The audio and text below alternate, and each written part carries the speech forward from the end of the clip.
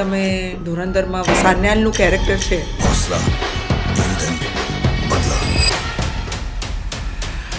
એવું એક કેરેક્ટર છે જે પાકિસ્તાનના આતંકવાદી ગ્રુપને બી ચલાવે છે ને ISIને બી ચલાવે છે, અને આ માણસમાં એટલો દમ છે. પછી ખબર પડે કે ભાઈ એની પાછળ કોણ છે. તો દરેક એસેટના ભાઈ હેન્ડલર હોય. હું એમ પૂછું કે ISIમાં એટલી બધી તાકાત છે કે આખા ભારતને હલાવી જાય. ISI ઊભી કોણે કરી? બ્રિટિશરોએ. દાઉદ ઇબ્રાહિમ કે જે ઇન્ડિયાનો મોસ્ટ વોન્ટેડ ડોન છે, જે ઇન્ટરનેશનલ ડોન છે. દાઉદ ઇબ્રાહિમ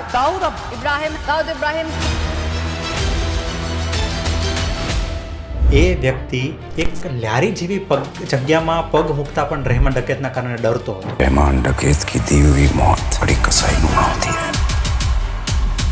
રહેમાન ડકેત અને દાઉદ ઇબ્રાહિમ, આ બંને વચ્ચે કેવા રિલેશન હતા કે દાઉદને તમે લાઈવ જોયા છે, બરોબર? જ્યારે હું ગઈ ત્યારે મને ખબર પડી ભાઈ હયાતની અંદર ચકલું ફરકી ન શકે એવી સુરક્ષા એમણે રાખેલી. મેં કીધું તમે તમારી દીકરીને બહાર આવીને દુનિયાની સામે વળાવી નહીં શકો. ત્યારે દાઉદ ક્યાં છે? પાકિસ્તાનમાં? ના. તો ક્યાં હોઈ શકે? ઇન્ડિયન સ્પાય હોય એ પાકિસ્તાનમાં પકડાય અને પછી કેટલી બ્રુટાલિટીથી એની સાથે જ વ્યવહાર કરવામાં આવે છે. It is very much fair in game of spying. અને એમાં આવા જે ખરકોપડી માણસ હોય, હોટ હેડેડ જેને કહીએ આપણે, એને આઈડેન્ટિફાય કરીને એનો ઉપયોગ થાય. જો એ મરી જાય તો આપણું કંઈ જાતું નથી, અને જીવતા રહે ને આપણા માટે કામ કરી જાય તો દેશ માટે કામ કરી જાય. તો ફિલ્મમાં જોયું એ it was a ground reality. લોકો કે જે પ્રોપેગેન્ડા, હું એમ કહું ઇટ ડઝન્ટ મેટર. હમણાં એપ્સ્ટીન ફાઇલ આવી તો તમે જોયું કે યુરોપની અંદર અને અમેરિકામાં કેટલા મોટા માથા ગયા, જ્યાં જેનો ઉપયોગ કરવાનો હોય એટલી વસ્તુ સિલેક્ટિવલી બહાર આવી રહી છે. બધી નથી આવી, પણ જ્યારે ખબર હોય કે તમને દબાવવાના છે તો તમારી આવશે. જીઓ પોલિટિક્સની અંદર જ્યારે પાવર ગેમ આવે ને ત્યારે એવરીથિંગ ઇઝ ફેર. આ તો શરૂઆત છે હજી, કે ભાઈ અત્યારે જે લડાઈ છે એમાં તમને એવું લાગે છે કે આ તેલની લડાઈ છે ને આવું કરે છે, પણ something else is going on behind the door. પાછળ શું રંધાઈ રહ્યું છે કે જે ઉકળતું આવશે આપણા ઉપર? શું આ એની પૂર્વ તૈયારી છે? ધુરંધર મૂવી તો તમે જોઈ જ હશે, પણ આજના જે ગેસ્ટ છે એ આ બધા ગેંગસ્ટરને રૂબરૂ મળ્યા છે. દાઉદ ઇબ્રાહિમની દીકરીના વેડિંગ અટેન્ડ કરનાર એકમાત્ર ઇન્ડિયન જર્નાલિસ્ટ, જેમાં દાઉદ ઇબ્રાહિમને મળ્યા, જેમને છોટા શકીલનો ડાયરેક્ટ કોલ આવે છે. આજના ગેસ્ટે છોટા રાજન, છોટા શકીલ, અરુણ ગાવલી, ઇકબાલ મિર્ચી, અબ્બુ સલીમની વાઇફ, પાકિસ્તાનના મોટા ગેંગસ્ટર, આ બધાના રૂબરૂ ઇન્ટરવ્યૂ કર્યા છે. 90s દાયકામાં મુંબઈમાં જ્યારે ગેંગ વોર ચરમસીમાએ હતી, શૂટઆઉટ્સ, મર્ડર, બોમ્બ બ્લાસ્ટ, અને આ બધાની વચ્ચે એક ગુજરાતી છોકરી અંડરવર્લ્ડને કવર કરે છે. આજે આપણી સાથે છે India's female underworld reporter Sheela Raval. આજે આપણે શીલા રાવલ સાથે વાત કરીશું કે તેઓ દાઉદને કેવી રીતે મળ્યા, હાઉ ડી ગેંગ ઓપરેટ્સ, ધુરંધર ફિલ્મની રિયલ સ્ટોરી શું છે, ઇન્ડિયન સ્પાય જ્યારે પાકિસ્તાનમાં પકડાય છે ત્યારે તેની સાથે કેવો વ્યવહાર કરવામાં આવે છે, જ્યારે તેઓ અંડરવર્લ્ડના ગેંગસ્ટરને મળે છે એ એમનો અનુભવ કેવો હોય છે, અને બીજી ઘણી બધી વાતો આજે એમની સાથે આજના પોડકાસ્ટમાં આપણે કરવાના છીએ. So India's female underworld reporter Sheela Raval on the Sagar Kathrotiya show.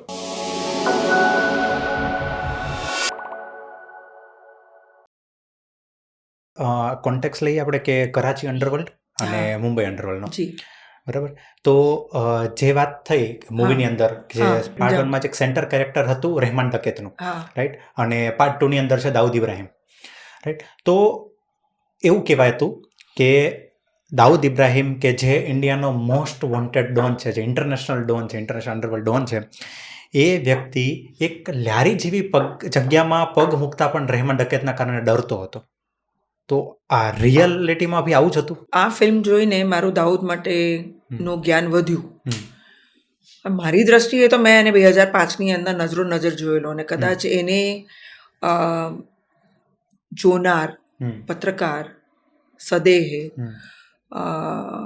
2005ની અંદર એના દીકરીના રિસેપ્શનમાં હું ગયેલી, ને ત્યાં મેં એને એ સામે આવી રીતના બેઠા હતા ને મેં જોયા.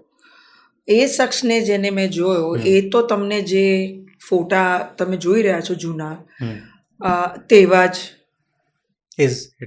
તો ત્યારે ઘણી બધી અફવાઓ હતી ને કે એણે, મેં તો એવી અફવાઓ સાંભળી કે પ્લાસ્ટિક સર્જરી કરાવી નાખી છે, ના ભાઈ, કશું નથી કરાવ્યું.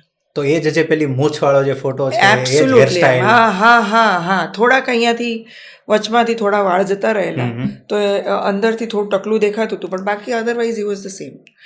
મૂછો એવી ઉંમરને કારણે મેં 2005 એટલે આજથી લગભગ 30 વર્ષ પહેલાં ને 20 વર્ષ પહેલાં 20 વર્ષ પહેલા 2005માં હા એટલે 2005 જુલાઈ 22 મેં જ્યારે જોયા એમને ત્યારે ઈ વોઝ ધ સેમ થિંગ.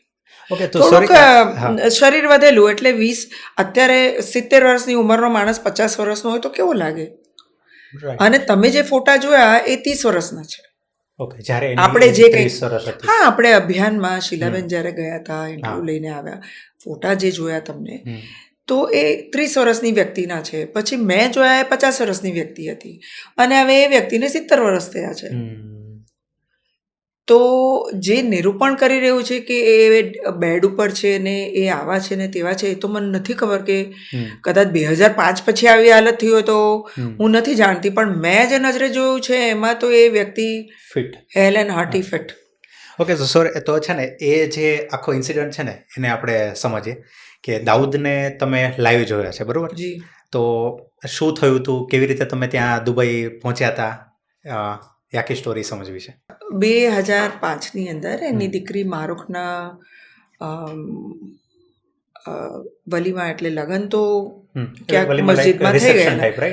હા વલીમાં એટલે રિસેપ્શન. તો એમને રિસેપ્શન હતું દુબઈમાં અને હું સ્ટાર ન્યૂઝમાં હતી અને ત્યાંથી અમે લોકો બધા 8-10 જણા જવાના હતા. પહેલાં તો આખી સેના જવાની હતી કે ભાઈ દુબઈ એટલે પડોશમાં જ છે અને આપણે 8-10 જણા જઈએ ને કેમેરા સાથે જઈએ ને જોરશોરથી કવર કરીએ. પછી અમે બધાએ વિઝા અપ્લાય કરી તો ના મળ્યા, કારણ કે ભાઈ ત્યારે તો એ વ્યક્તિની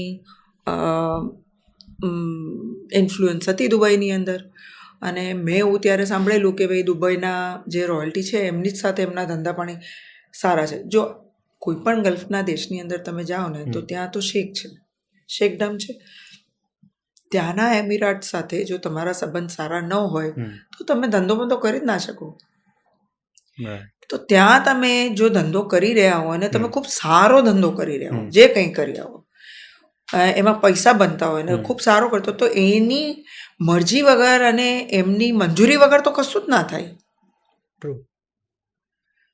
અને ભારતમાં જે તે વ્યક્તિનું સ્ટેટસ શું છે એની સાથે એ લોકોને કંઈ લેવા કે દેવા. અને આ બધા મુસ્લિમ દેશો છે એટલે કદાચ નેચરલ એફિનિટી પણ હોય મુસ્લિમ માટે. અને જ્યારે હું ગઈ ત્યારે મને ખબર પડી ભાઈ હયાતની અંદર રિસેપ્શન રાખેલું તો હયાતની અંદર ચકલું ફરકી ન શકે એવી સુરક્ષા એમણે રાખેલી. એટલે એમના પોતાના ગાર્ડ અને બેન્ક્વેટની અંદર હતું, મેઇન હોટલથી જુદું. પણ વિઝા મળ્યા નહીં તો તમે કઈ રીતે પહોંચે? તો મને 22 તારીખ સાંજે રિસેપ્શન હતું તો હું 22 તારીખે સવારે તો હું મારી ઓફિસમાં હતી તો કોઈકનો ફોન આવે ને કહ્યું ભાઈ એમને કંઈક કામ માટે ફોન કરેલો અને એમણે મને કહ્યું અરે તમારો અવાજ થોડો સ્ટ્રેસમાં લાગે છે, કંઈ ચિંતા. એટલે મેં કીધું હા મારે જવું છે પણ મારી પાસે વિઝા નથી. મારી પાસે યુકે ને યુએસના વિઝા હતા એટલે અમે છેવટે નક્કી કર્યું કે ભાઈ એવી ફ્લાઇટ લઈએ કે તમે દુબઈ સ્ટોપ ઓવર કરી અને જઈ શકો અંદર. એમિરાટ્સ ને એવી અમુક ફ્લાઇટ જવા દે છે કે તમે જઈ શકો છો, તમારી પાસે આ 2 વિઝા. એટલે અમે છેલ્લી તૈયારી એવી રાખેલી કે આવી રીતના જવું. અમુક મીડિયાના લોકો શારજા ગયા, બીજા કંઈક બીજા ગયા અને પછી બાય રોડ ગયેલા એ લોકો. પ્રેશર હોય કારણ કે આપણી જગ્યાએ બીજા 3 તમારી કોમ્પિટિટર ચેનલના લોકો પહોંચી ગયા હોય એટલે તમે નથી પહોંચી શક્યા, એટલે પ્રેશર તો હોય. તો એની અંદર એ ભાઈએ મને કહ્યું કે ભાઈ એ ઇકબાલ મિર્ચીના સાડુ હતા જેમણે મને ફોન કરેલો, જેમનો તમારા પર કોલ આવેલો. હા એટલે મને કે અરે દુબઈ જવું છે તો તમારે શું તમારા પાસપોર્ટનું મને કોપી મોકલાવી દો. એ જમાનામાં ફેક્સ ચાલતા હતા એટલે મને કે ફેક્સ ઉપર હું નંબર આપું છું દુબઈનો એક, ત્યાં તમે પાસપોર્ટની કોપી ફેક્સ કરી દો અને 1 કલાકમાં વિઝા આવી જશે તમારો. એટલે હું રાજી થઈ ગઈ. મને તો 2-3 કલાક નહીં આવ્યો એટલે પછી એમનો ફરી પાછો ફોન આવ્યો મને કે તમે ક્યારે દુબઈ ગયા છો? એટલે મેં કીધું ના હું નથી ગઈ, પહેલી વાર જઈ રહી છું. મને કે પણ તમારું નામ બ્લેક લિસ્ટમાં છે એટલે તમારું નામ તમને એન્ટ્રી નહોતી. એટલે થોડી વાર લાગે છે, માથાકૂટ કરવી પડે છે. તમે એક કામ કરો, ઘેર જાઓ, સામાન લ્યો ને એરપોર્ટ પહોંચો, તમને વિઝા મળી જશે. તમે મતલબ ત્યારે પહેલી વાર દુબઈ જઈ રહ્યા હતા હા. અને નામ બ્લેકલિસ્ટમાં હતું. એવું અમને કહ્યું કે તમારું હા. નામ બ્લોક છે. હમ. તો એમણે મને કહ્યું કે તમે ચિંતા નહીં કરો, થઈ તો જશે. તો તમે ઘરે મતલબ ઓફિસથી મારું ઘર થોડું દૂર, તો મને કે ઘરે જાઓ, સામાન પેક કરીને તમે સીધા 8 વાગ્યાની ફ્લાઇટ હતી રાતની. મને કે તમે જાઓ એરપોર્ટ અને તમે એરપોર્ટ પહોંચશો ત્યાં સુધીમાં તો તમને તમારો વિઝા મળી જશે. અને હું એરપોર્ટ જવા નીકળી ઘરેથી તો રસ્તામાં મને ફોન આવ્યો કે બહુ માથાકૂટ થઈ પણ છેવટે મળી ગઈ છે. ટેક્સી ક્યાંક ઊભી રખાવી. મેં જે તમને કહ્યું કે એ વખતે ફેક્સ ચાલતા હતા. આપણે સ્કેન કરીને મોબાઈલ ફોન ઉપર નહોતા આવતા, એટલા બધા સ્માર્ટફોન નહોતા 2005ની અંદર. તો મને એમણે કહ્યું કે ફેક્સ નંબર, એટલે મેં ઊભી રહી ક્યાંક. પહેલાં તો એવું હતું ને કે ફેક્સ મશીન ને ઝેરોક્સ મશીન દુકાનમાં હોય, એટલે ક્યાંક ઊભી રહીને પછી મેં એમને ફેક્સવાળા નંબર આપ્યો, એમણે ફેક્સ કર્યો, એટલે મારા હાથમાં વિઝા આવી, સિંગલ પેજની વિઝા આવી. 30 દિવસ માટે એમણે મને વિઝા અપાવડાવેલી. અને હું દુબઈમાં જ ઉતરી. રાતના 11:30 વાગે હું ઉતરી. અને પછી ખબર પડી કે ભાઈ ઇકબાલ મિર્ચીને કંઈક વાત કરવી હતી મારી સાથે. તો એમણે મારા માટે ગાડી મોકલાવેલી. એમણે કાળીમઠ એરપોર્ટ ઉપર. હા, હું જેવી બહાર નીકળી તો જુલાઈનો મહિનો ભાઈ, કંઈ 45-50 ડિગ્રી જેવું, એવું જ લાગે કે આપણે અવનમાં જ બેઠા છે. તો રાતના 11:30 પોણા 12 હું બહાર નીકળી ત્યારે એમની ગાડી આવેલી હતી. એટલે એમણે મને પૂછ્યું કે તમારે ક્યાં જવું છે, અહીંયા કે ત્યાં. એટલે મેં કીધું જે કામ કરવા માટે આવી છું પહેલાં કરીશ, એ તમે મને હયાત મૂકી દો. એરપોર્ટની બાજુમાં જ છે. એ મને હયાત મૂકી ગયા. કપડાં બદલાવ્યા અને પછી હું નીચે બેન્ક્વેટની અંદર હોટલમાંથી જ, ત્યારે એ હોટલમાં રૂમ મળવા પણ મુશ્કેલ હતા, કારણ કે એમણે આખી બુક કરેલી હતી. પછી અમારા કોઈ સ્ટ્રિંગર છે, દુબઈમાં રહેતા હતા, એમણે આગલે દિવસે એક રૂમ બુક કરેલી એમના સેમ હોટલમાં. હા, સેમ હોટલમાં. મારા રૂમની બારીમાંથી બેન્ક્વેટનું એન્ટ્રન્સ દેખાતું હતું. એ ભાઈએ જે રૂમ લીધેલી, અમારા સ્ટ્રિંગર ભાઈએ એવી રીતના લીધેલી કે મને બેન્ક્વેટ આવે જાય છે કોણ એ મારા રૂમની બારીમાંથી દેખાતું. કપડાં બધીનું નીચે ગઈ. એ ભાઈ પણ રિપોર્ટ કરતા હતા સવારથી, એટલે મારી સાથે આવ્યા. ને કેમેરામેન તો અલાઉડ હતા નહીં, એટલે હું હોટલને બેન્ક્વેટના જે વચમાં ગેટ હોય ને ત્યાં હું પહોંચીને મેં કીધું કે હું આ છું. અને એના કંઈક 5-6 દિવસ પહેલાં અમે મિયાદાદનો ઇન્ટરવ્યૂ કરેલો ટીવી ઉપર, સ્ટાર ન્યૂઝ ઉપર. હા. એટલે તો અમે વાત કરતાં કીધું કે ભાઈ તમે દીકરાને લગ્ન કરો છો તો અમને આમંત્રણ. તો એણે કહ્યું હા તમને આમંત્રણ છે, આવો ને. એટલે મેં કહ્યું કે ભાઈ એમનું આમંત્રણ છે ને હું આવી છું. તો જે 2-3 લોકો ઊભા હતા, એમના બ્લેક કમાન્ડો હતા, એ કે તમે રાહ જુઓ. મેં પછી ચિઠ્ઠી લખી ને અંદર મોકલાવી. આ જ લખેલું કે તમે બોલાવી, તમે આમંત્રણ આપ્યું, હું આવી છું, ને હું શીલા છું, ને હું આ ચેનલમાંથી આવી છું. તમે કહેશો તો કવર કરીશ, નહીં કહો તો નહીં કરું, પણ આટલે દૂર સુધી આવી છું તો હું વિશ કરીશ કપલને. તો પછી એમના એક પાકિસ્તાની રાઇટ હેન્ડ છે, ડી કંપનીમાં કામ કરે, તો એ જાબેર મોતીવાલા આવ્યા અને 2 કાનમાં 2 ફોન હતા. અને પહેલાં તો એમણે મને કહ્યું કે તમે કેમ આવ્યા ને શું કરવા આવ્યા, અને જુઓ ને સવારથી શું ચલાવે છે. જે ચેનલના હાથમાં જે એવું બધું જ ચાલતું હતું. 30,000ની થાળી ને 50,000ની થાળીમાં આવું ને આમ ને તેમને જાતનું. હા, ભાઈ એક ઇવેન્ટ હતી ને, તમે કવર કરતા હતા.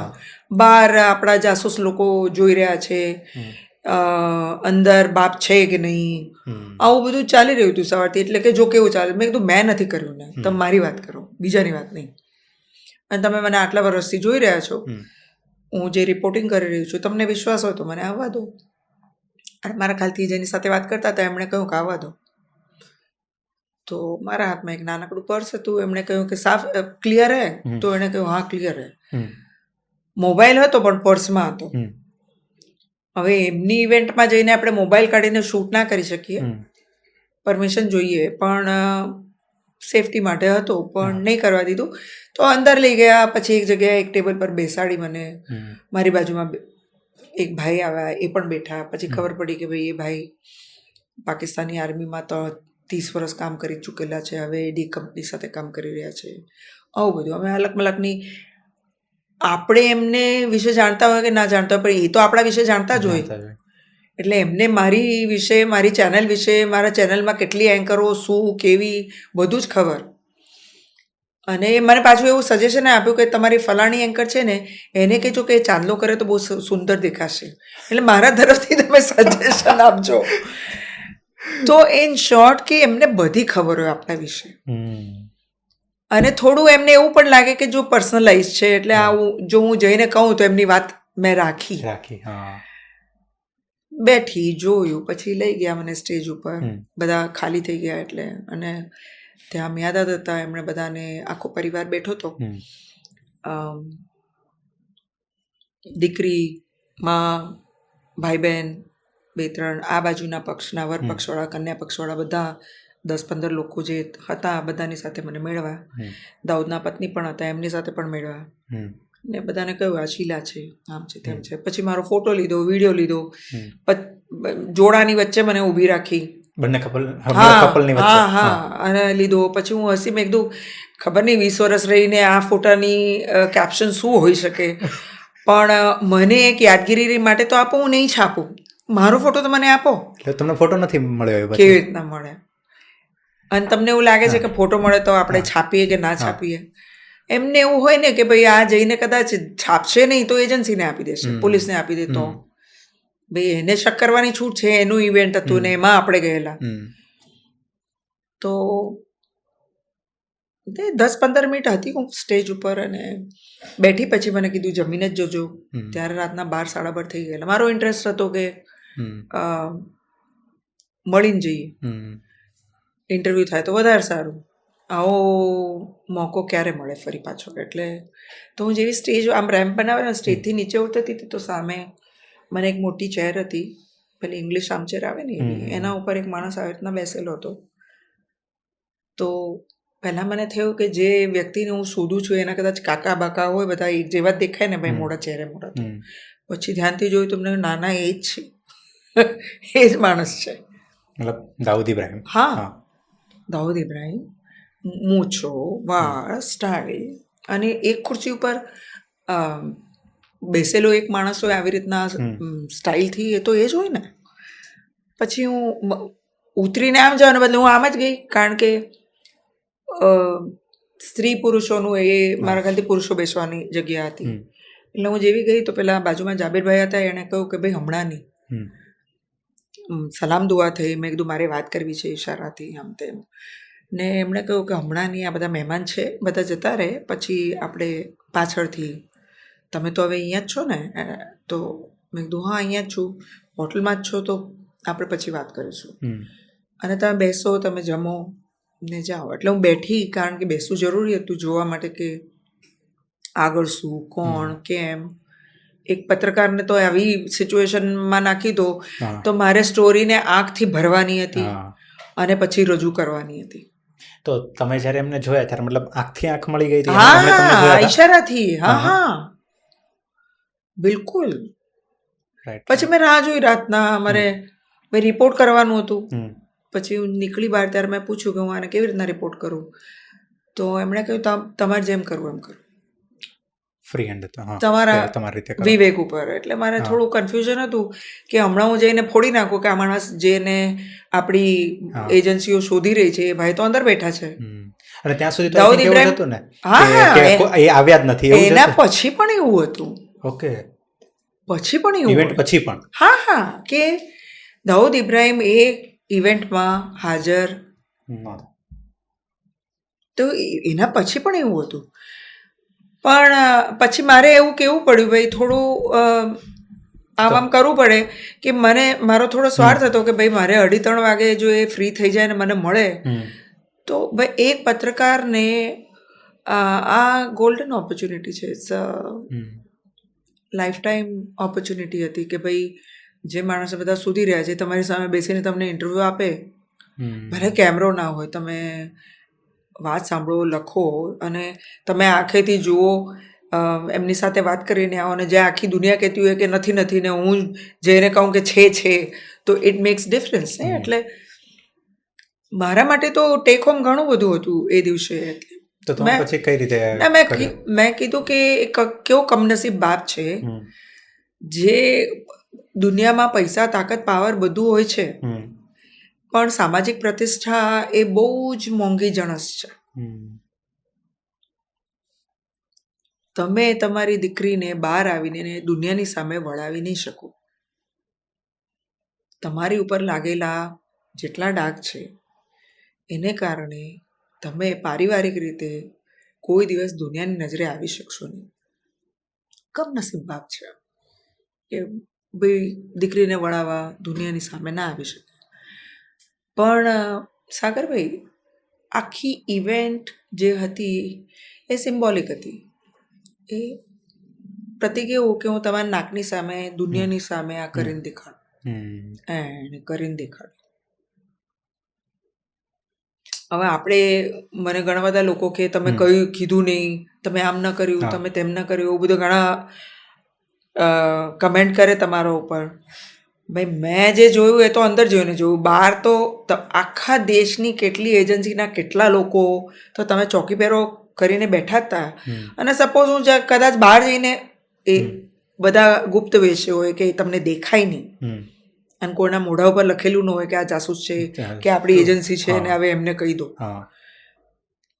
પણ તમે એને કહી બી દો તો તમે શું કરી લેવાના હતા? કારણ કે એ તો પારકો દેશ છે કંઈ એને આપણે આમ પકડીને જીપમાં થોડી બેસાડે છે. વિદેશની અંદર તો તમારે પ્રોસિજરથી આવવું પડે. આજે મેહુલ ચોકસી પકડાયા છે અને પહેલા એક દેશમાં હતા અત્યારે બીજા દેશમાં છે તો આપણે કોર્ટ થ્રુ આવવું પડે. ભાઈ અબુ સાલેમને લાવ્યા આપણે લિસ્બનથી તો આપણે પોર્ટુગલની કોર્ટની અંદર આપણો કેસ રજૂ કર્યો અને એ કેસ હારી ગયો હતો અને એ લોકો મંજૂરી આપી ત્યાંની કોર્ટે ત્યારે શરતી કન્ડિશનલ. તો આપણે એને ભારત લાવ્યા. એને હવે 25 વર્ષ જેલમાં રાખી શકાય, 25 વર્ષ પછી જેલમાં નહીં રાખી શકાય. એને મોતની સજા નથી આપવાની તો નહીં આપી શકાય આપણે, કારણ કે it was a condition. Abu સાલેમને જ્યારે આપણે પોર્ટુગલથી લાવ્યા તો એ કન્ડિશનલ હતું. તો કોઈ પણ દેશની અંદર જ્યારે તમારો ગુનેગાર પકડાય તો તમે એને રાતોરાત ફ્લાઇટમાં નાખીને પાછા નહીં લાવી શકો. અને એ પાછા એક એવા દેશમાં કે જ્યાં તમે કીધું કે ત્યાંની રોયલ ફેમિલી સાથે તો એ બિઝનેસમાં ઇન્વોલ્વ હતા. હા હા, મને ઘણા બધા લોકો એવું કહેલું કે ભાઈ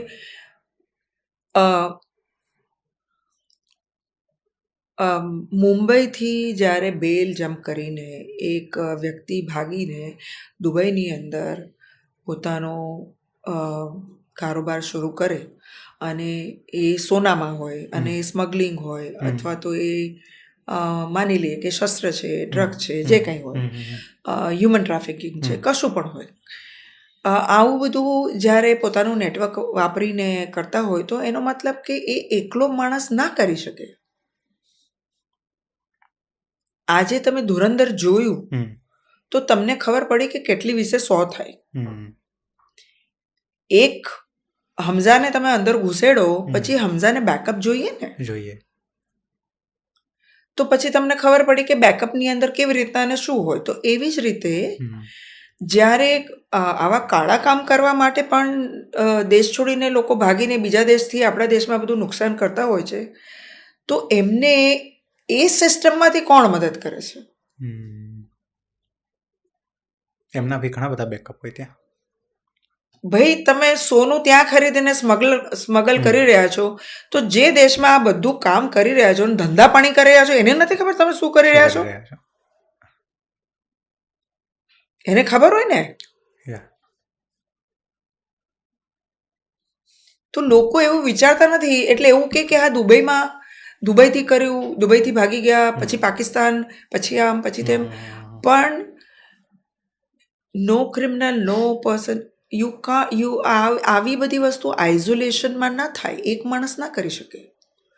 તમે જ્યારે કોઈ સિસ્ટમના ભાગ હો તો જ આ વસ્તુ થઈ શકે. તમે કઈ મોટી ક્રિમિનલ ગેંગમાં છો, કઈ ગેંગના તમે એક પુરજા છો, ક્યાં તમે કામ કરી રહ્યા છો. એટલે સ્વાભાવિક રીતે લોકો કહે કે અચ્છા એસઆઈ સાથે. આપણે કોઈ દિવસ એવું નથી કીધું કે દુબઈની ગેંગ સાથે કામ કરતા હતા. હવે દુબઈ માટે તો પાકિસ્તાન પણ બહારનું જ છે ને, બહારનું જ છે. Yeah. જેમ ભારત બહારનું છે એમ પાકિસ્તાન બહારનું છે. તો આપણે કહીએ પાકિસ્તાન દુબઈમાં આઈએસઆઈ, હમ. તો જેટલું આઈબી કે આરએડબલ્યુ ઘૂસેલું છે, તમે પાકિસ્તાનને વધારે વજન આપીને કહી રહ્યા છો કે પાકિસ્તાન નવું કરાવે છે, પણ દુબઈને તો ખબર જ છે ને કે આ ભારત છે ને આ પાકિસ્તાન છે. એના માટે તો બંને બહારના છે. કોની અસર ત્યાં વધારે છે એના ઉપર છે. પણ આટલા વર્ષો સુધી એમણે એ વ્યક્તિને ત્યાં રહેવા દીધી, એના પરિવારને ત્યાં રહેવા દીધો, ત્યાં બેસીને ફાઇનાન્શિયલ એક્સચેન્જમાં ઊંચી નીચી કરે, શિપિંગ કંપનીઓ ચલાવે, સોનામાં એ સ્મગલિંગ કરાવે અથવા ડ્રગનો, હથિયારોનો બધા ધંધા કરે. તો દુબઈના અને ગલ્ફના લોકોને નહોતી ખબર? મારો તો એ જ સવાલ છે કે બધાને ખબર હતી ને. એટલે આપણને જ્યાં સુધી સત્ય આપણને અનુકૂળ હોય ને શીરાની જેમ ગળે ઉતરી જાય એવું સત્ય આપણે સ્વીકારીએ. પણ હોલિસ્ટિકલી તમે વિચાર કરો તો મારું એવું માનવું છે, આટલા વર્ષે હું 3.5 દશકથી આ ઇન્વેસ્ટિગેશનમાં અને પત્રકારિતામાં છું, તો મને જોઈને એવું લાગે કે અમે સૌથી પહેલાં પૂછીએ કે ભાઈ સ્ટોરીની પાછળની સ્ટોરી શું છે, મોટિવ શું. જેમ ઇન્ટેલિજન્સવાળા પૂછે એમ પત્રકારો પૂછે. મારી અને ઓફિશિયલ ઇન્ટેલિજન્સ એજન્સીના લોકોમાં એટલો ફરક કે અમે જોઈએ અને રિપોર્ટ કરીએ, એ લોકો જોઈને રિપોર્ટ બનાવે અને પછી એક્શન લે. That is the only difference. કામ તો લગભગ સરખું અને દે હેવ મોર પ્રિવિલેજીસ. અમને થોડો વધારે કે અમે બંને બાજુએ જઈ શકીએ, એ લોકો બંને બાજુએ ના જઈ શકે, પણ અમે બંને બાજુ જઈ શકીએ. સો દેટ્સ અ પ્રિવિલેજ. પણ આઇસોલેશનમાં કોઈ ગુનો થાય નહીં. આઇસોલેશનમાં કોઈ ગુનેગાર આટલો મોટો ગુનેગાર ન બની શકે. અને તમે વિચારો સાગરભાઈ, મુશરફ જ્યારે આગ્રા આવે, હા, એમાં અડવાણીજી એમને ડોઝિયર આપે. તો ભારત પાકિસ્તાનના સંબંધોની વાત થાય ત્યારે આપણે એક વ્યક્તિની વાત કરીએ, એટલે એની આપણે એટલી બધી કિંમત થઈ ગઈ. તો હવે આ ફરી પાછી ધુરંધર ઉપર આવેલી છું. જો ધુરંધરમાં એવું દેખાડ્યું કે એ માણસ એટલો મોટો થઈ ગયો કે ત્યાંના પોલિટિશિયનોને ચલાવે, ત્યાંની એજન્સીઓને ચલાવે, ત્યાંના જે રેડિકલ્સ ઓર્ગેનાઇઝેશન, ટેરરિસ્ટ ઓર્ગેનાઇઝેશન છે, એનોય બાપ બનીને બેસે. તો એ થોડું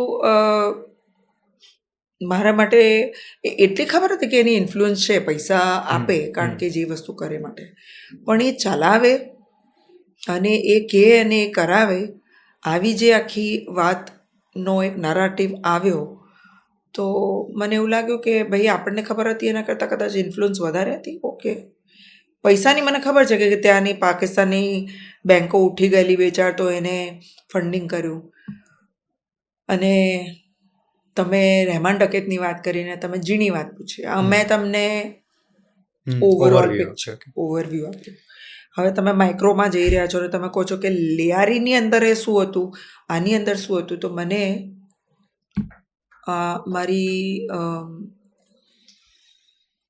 મારું પુસ્તક આવ્યું 2015માં. તો એની પહેલાં 2015માં જ મને આસિફ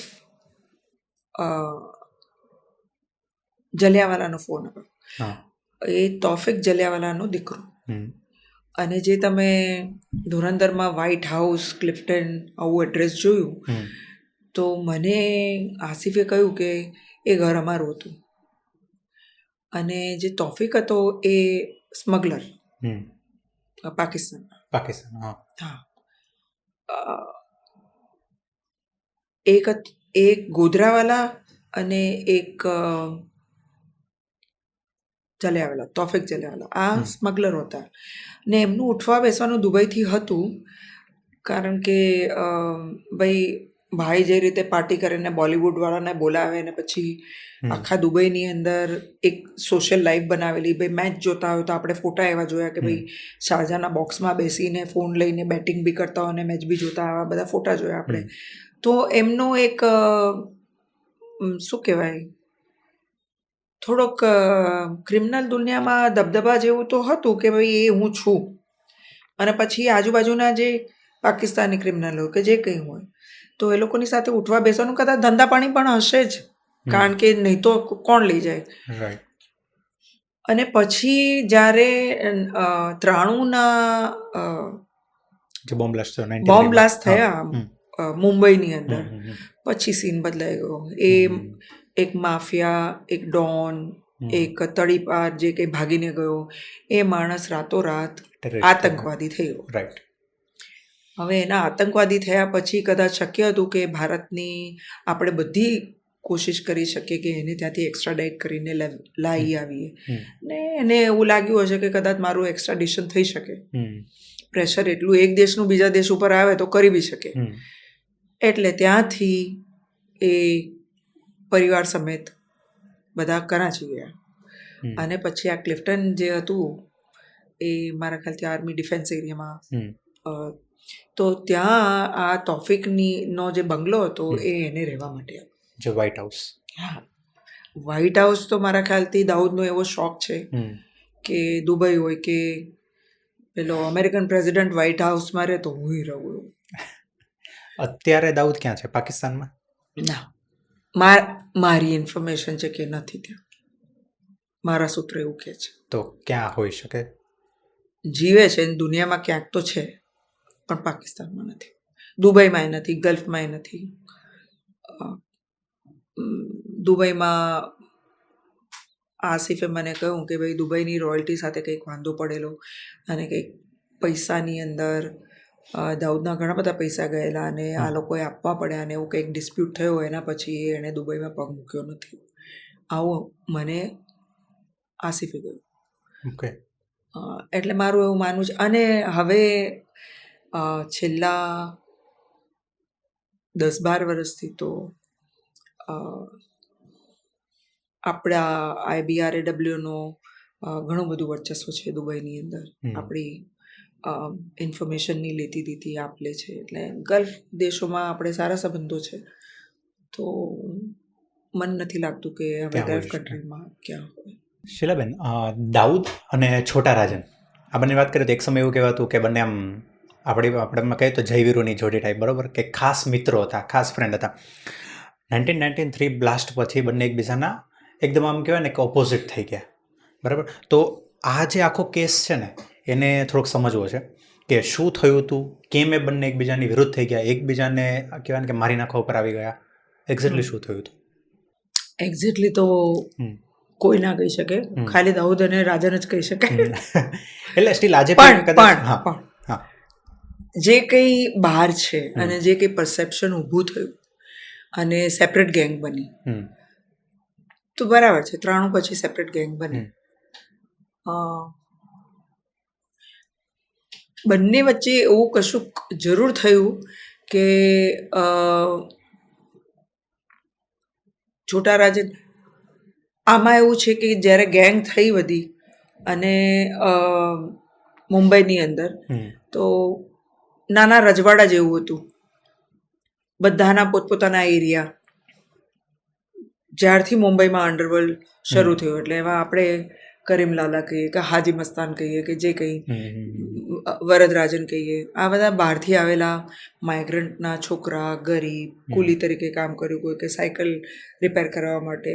અને કરીમલાલા તો કદાચ હીરો બનવા આવેલા, 6 ફૂટ અને પઠાણ દેખાવે, પર્સનાલિટી સારી. પછી આપણે મુંબઈની અંદર મિલો હતી એ વખતે, મુંબઈને ઈસ્ટનું માન્ચેસ્ટર કહેવાતું, એટલે સુરત જેટલી કપડાં મિલ, અને એ પાછી બધી મોટા ભાગની ગુજરાતીની, તમે મફતલાલ કહો કે ખટાઉ કહો કે જે કહો, તો એ બધી ગુજરાતીઓની મિલ. તો મોટા ભાગના જે રોજગાર હતો એ મિલ ઇન્ડસ્ટ્રીમાં હતો મુંબઈની અંદર. એટલે એમાં લોકો મિલ વર્કર તરીકે બી હતા, એવી રીતે બી હતા? ના, એ લોકો નહીં. ઓકે, હું કહું છું કે રોજગાર હતો મુંબઈની અંદર. અને બીજો જે ઇન્ડસ્ટ્રી હોય અને બીજું હતું માર્કેટ. એટલે આપણે બધા માર્કેટ, અનાજ બજાર, કપાસ બજાર, વાયદાના જે ધંધા થતા હતા ફોરેન સાથે ઉઘડે, એટલે જે ટ્રેડિંગ બિઝનેસ, બુલિયન બિઝનેસ, સોના ચાંદીનો વેપાર, અનાજનો વેપાર, કપડાનો વેપાર, કપાસનો વેપાર, એના બધા વાયદા બજાર, એ બધું મુંબઈમાં.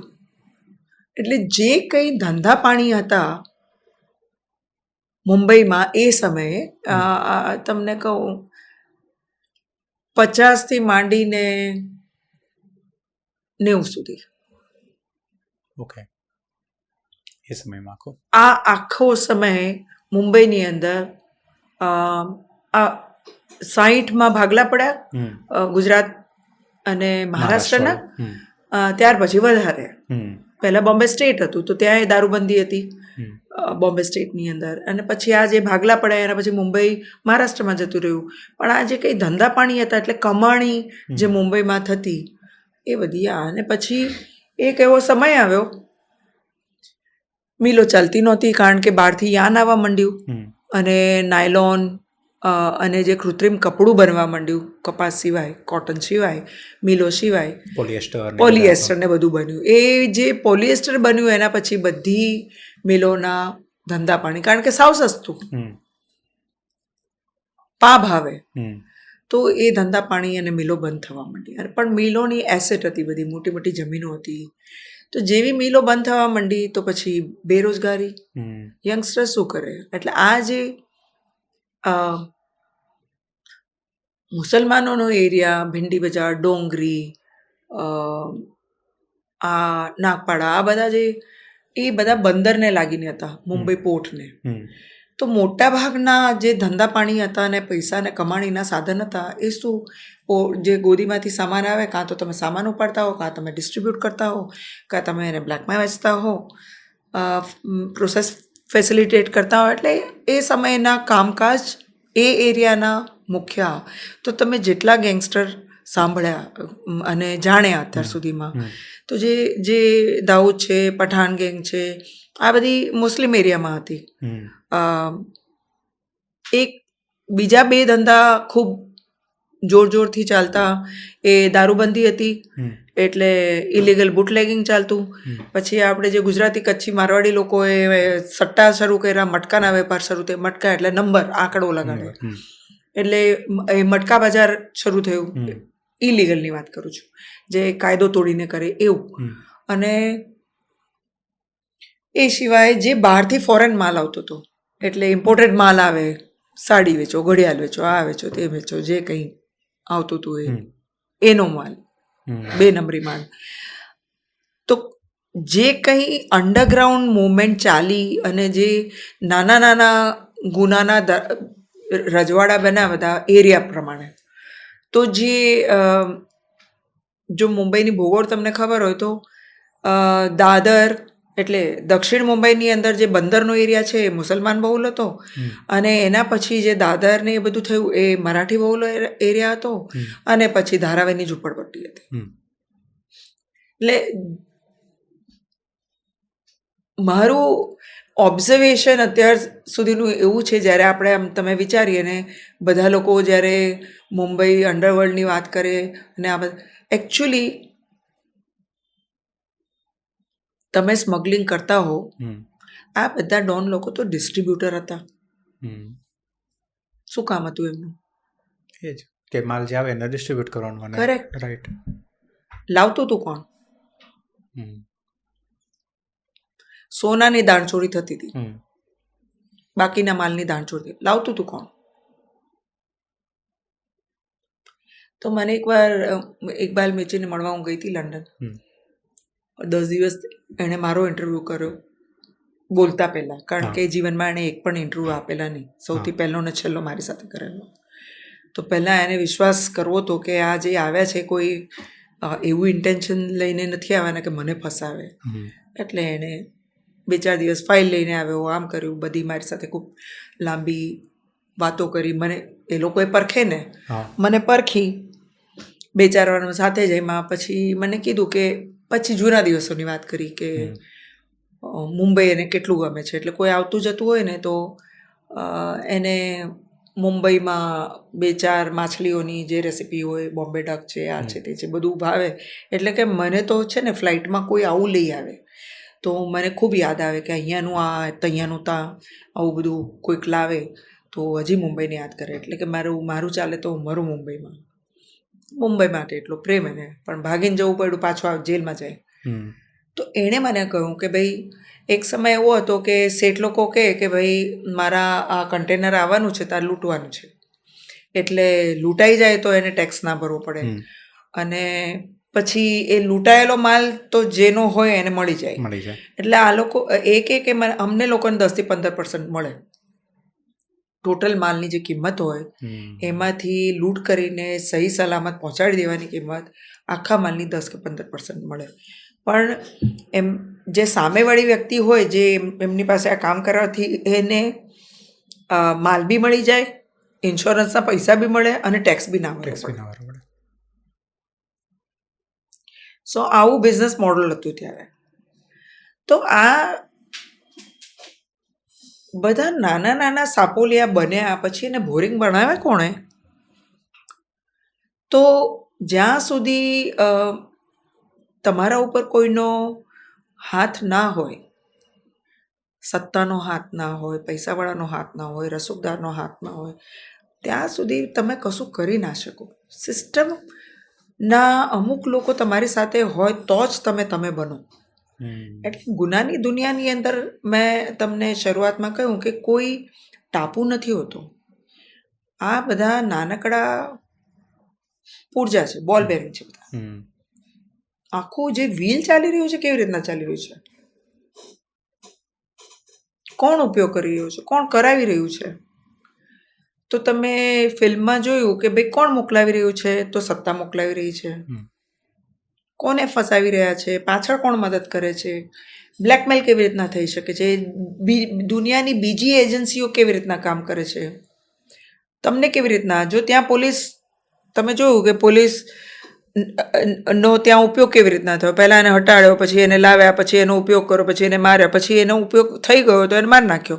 એટલે તમે ક્રોસ ફાયરિંગમાં મરી બી શકો, પણ એ કોલેટરલ ડેમેજ છે. 2-4 મરી બી જાય તો શું? તો એક મરી ગયો તો બીજો આવ્યો. લાયરીની અંદર જે પેલી ખુરશી ઉપર બેસવા માટે એક ડોન મરી ગયો તો બીજો આવ્યો, બીજો મરી ગયો તો ત્રીજો આવ્યો, ત્રીજો મરી ગયો તો ચોથો આવ્યો. એ જગ્યા ખાલી નથી રહેતી. તો તમે આખો જે ઇતિહાસ છે મુંબઈ અંડરવર્લ્ડનો, એની અંદર આ છોકરડાઓ નાનેથી મોટા થયા. પહેલાં દાણચોરીનો માળ વેચતા, ચોરી ચકારી કરતા શીખા.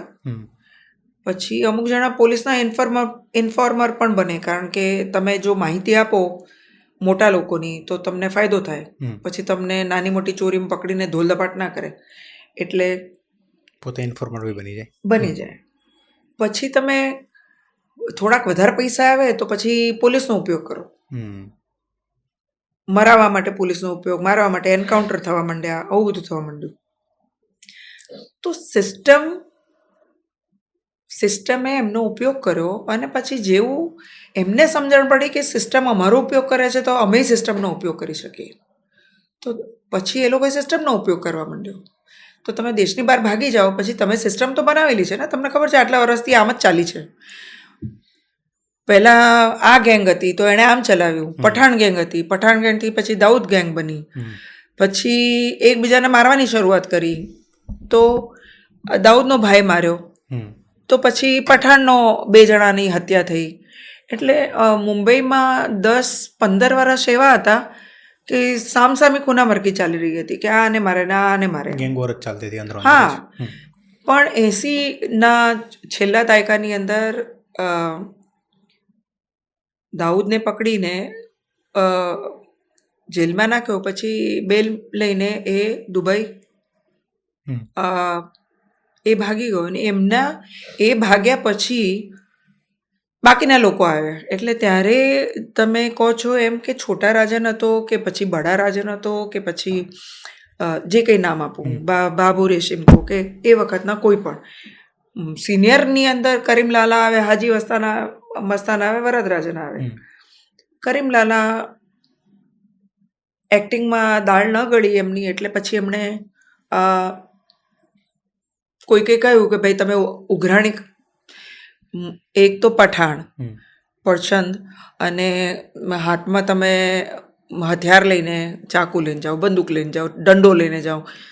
તમારી પર્સનાલિટી એવી કે ભાઈ તમારે આ દેવું છે ને પૈસા નથી ચૂકવતો, તો ઉઘરાણી કરવા માટે તમને કોઈ એવો માણસ જોઈએ કે જે તમારી વસૂલીની રકમ લાવી શકે. તો એમનો ઉપયોગ થયો. પછી એને સમજણ પડી કે અરે મારો ઉપયોગ થાય છે, હું કરી શકું છું. તો એમને પોતાનું રજવાડું ઊભું કર્યું. પછી તો એ આવે ટ્રાઇબલ કોમમાંથી, કાબુલ, અફઘાનિસ્તાન, પાકિસ્તાન, ત્યાં જેટલા નાના નાના આદિવાસી ટ્રાઇબલ કોમ કે છે એવી એ ત્યાંથી આવે છે, જ્યાં જીરગા હોય, મતલબ પોતાનું ક્લાન હોય, અને એમાંથી આવે. એટલે એણે પછી પોતાના ન્યાય શરૂ કર્યા. નાનકડું રજવાડું અહીંયા ઊભું કર્યું. પણ એ જે સિનિયર લોબી હતી ત્યારે ખૂના મરકી નહોતી, હત્યાઓ નહોતી થતી. હા, ધમકાવે, ધોલધપાટ થાય, પણ હત્યાઓ નહોતી થતી. પછી એમનો જે ભત્રીજો આવ્યો અને એમના ભાઈનો દીકરો સમદ ખાન છે, આ બધા જે પાછળના પઠાણ ગેંગના લોકો આવ્યા, એ થોડા હોટ બ્લડેડ કે ભાઈ સેકન્ડ જનરેશનમાં પાવર દિમાગમાં ચડેલો. અને પછી એમણે ચાકુ ચલાવવા માંડ્યા. તો પછી સામે ગોળીઓ ચાલીને ચાકુ ચાલ્યા. તો પછી પઠાણ ગેંગ ને દાઉદ ગેંગ સામસામે થઈ.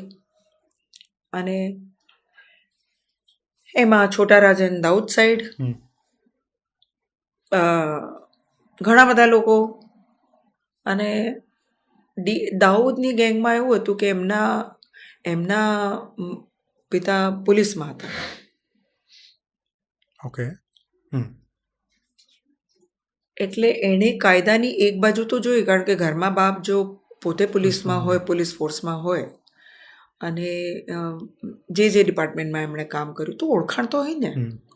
એટલે એને ખબર હતી કે આ વર્દીની કિંમત શું છે, યુનિફોર્મની કિંમત શું છે, કારણ કે બાપ હોય તો એને ખબર હોય. એટલે ઘણો વખત જ્યારે હું આ રિટાયર થયેલા પોલીસ લોકો હવે પુસ્તકો લખી રહ્યા છે બધા, મારા અનુભવ જોયું, તો મને એવી ખબર પડી કે હા ભાઈ, કાયદાની આ તરફ પણ અને કાયદાની ઓલી તરફ. એટલે જરૂરત પડે તો ઇન્ફોર્મર બને. અને પોલીસને એવા લોકોની જરૂર હોય કે જે આ દુનિયામાં ઘૂસેલા હોય અને પછી તમને ખબર આપે, એટલે તમને એવો ત્રાસ ન થાય કે પોલીસના માથેથી પાણી જાય, કે ઠપકો ખાવો પડે, કે રાજનીતિમાં એવી અસર થાય. પછી એક ચીફ મિનિસ્ટર મુસલમાન બન્યા, AR અંતુલે, તો થોડુંક વધારે થયું, એમનો પાવર વધી ગયો, કારણ કે કોકણના હતા. તો એ ગેંગ ફૂલી ફાલી અને છેવટે ઉડી ગયા. એની પાછળ બધાએ ઉડ્યા, જેને જેને તકલીફ આવી બધાએ ઉડ્યા. તો એના બનેવીને માર્યો, તો એનો બદલો કોઈકે લીધો. સુભાષસિંહ ઠાકુર આજ બી જેલમાં છે, જે હોસ્પિટલ શૂટઆઉટની અંદર. એવું તો 93 સુધી તો હિન્દુ મુસલમાન નહોતું, બધા એક જ હતા, જાત એક જ હતી. અને હું એવું માનું છું કે ગુનાની એક જ જાત હોય, એમાં કોઈ ધર્મ ન હોય, એમાં કોઈ રિલિજન ન હોય. ગુનેગાર એ ગુનેગાર જ હોય. પછી હિન્દુ હોય, ક્રિશ્ચન હોય, મુસલમાન હોય. પણ એ ગુનેગારનો જ્યારે રાજનીતિમાં ઉપયોગ થવા માંડે ત્યારે એના ઉપર લેબલ લાગે. આ મુસલમાન, આ હિન્દુ, આ ક્રિશ્ચન, આ યહૂદી, આ તે, આ કાળો, આ ગોરો, એવા લેબલ લાગવા માંડે. તો જે મિનિટે રાજનીતિમાં એનો ઉપયોગ થવા માંડે પછી તમે લેબલ લગાડો, તો તમારે સમજવાનું કે હવે આ વાત ઉપરના લેવલ સુધી ગઈ છે, કોનો ઉપયોગ કોની સામે થાય. તો એ એક જમાનો હતો કે એ વસ્તુ થઈ. ભાઈ તમે દુબઈ ગયા અને દુબઈમાં તમને એસ્ટાબ્લિશ કોણે કર્યા?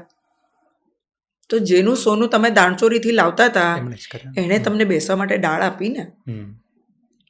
અને જેને માટે તમે કરતા હતા એણે કહ્યું ભાઈ પહેલાં તો તું મને આમ સપ્લાય કરતો, તું મારા માટે ડિસ્ટ્રીબ્યુશન કરતો, તો હવે સપ્લાયર બની ગયો, રોલ બદલાઈ ગયો.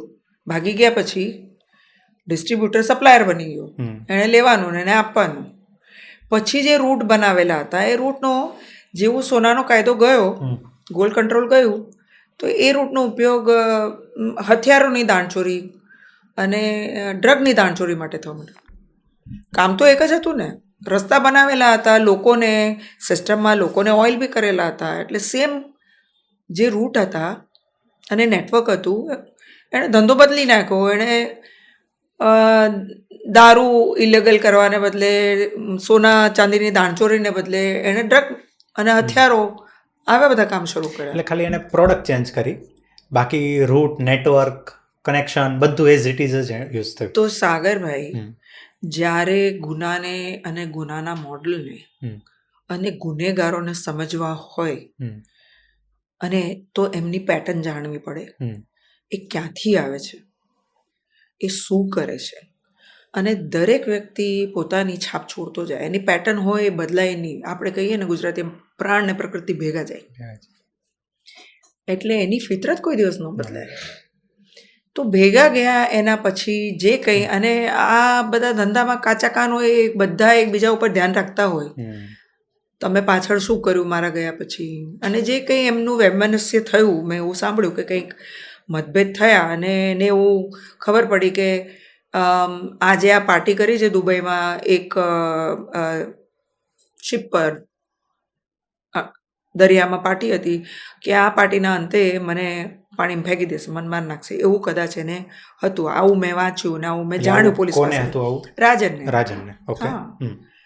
અને ત્યારે આપણે પાવરમાં બેઠેલા અમુક લોકો એવા હતા કે એને બાકીની દુનિયાના જે આપણી એજન્સીઓ હતી એના મોડલ જોઈને એમ થયું કે આપણે પણ આપણી ડીપ એસેટને અથવા ગુનેગારોનો આવો ઉપયોગ કરી શકીએ. જેમ તમે ધુરંધરમાં જોયું કે એક હતો પોકેટમાર, એણે કહ્યું કે હું બરેલીનો પોકેટમાર, પછી એને તમે ત્યાં કર્યો, એકે હત્યા કરેલી આટલી બધી અને એ ત્યાં ગયો. તો તમે જોયું કે જે ગુનેગાર જેલમાં બેસે એને બદલે બહાર જઈને દેશનું કામ કરે. તો આ ફિલ્મ વિશે 2-3 વાત એકદમ સ્પષ્ટ થઈ જાય કે અત્યાર સુધી જે મભમમાં ચાલતું હતું, આમ બોલાતું હતું, એ હવે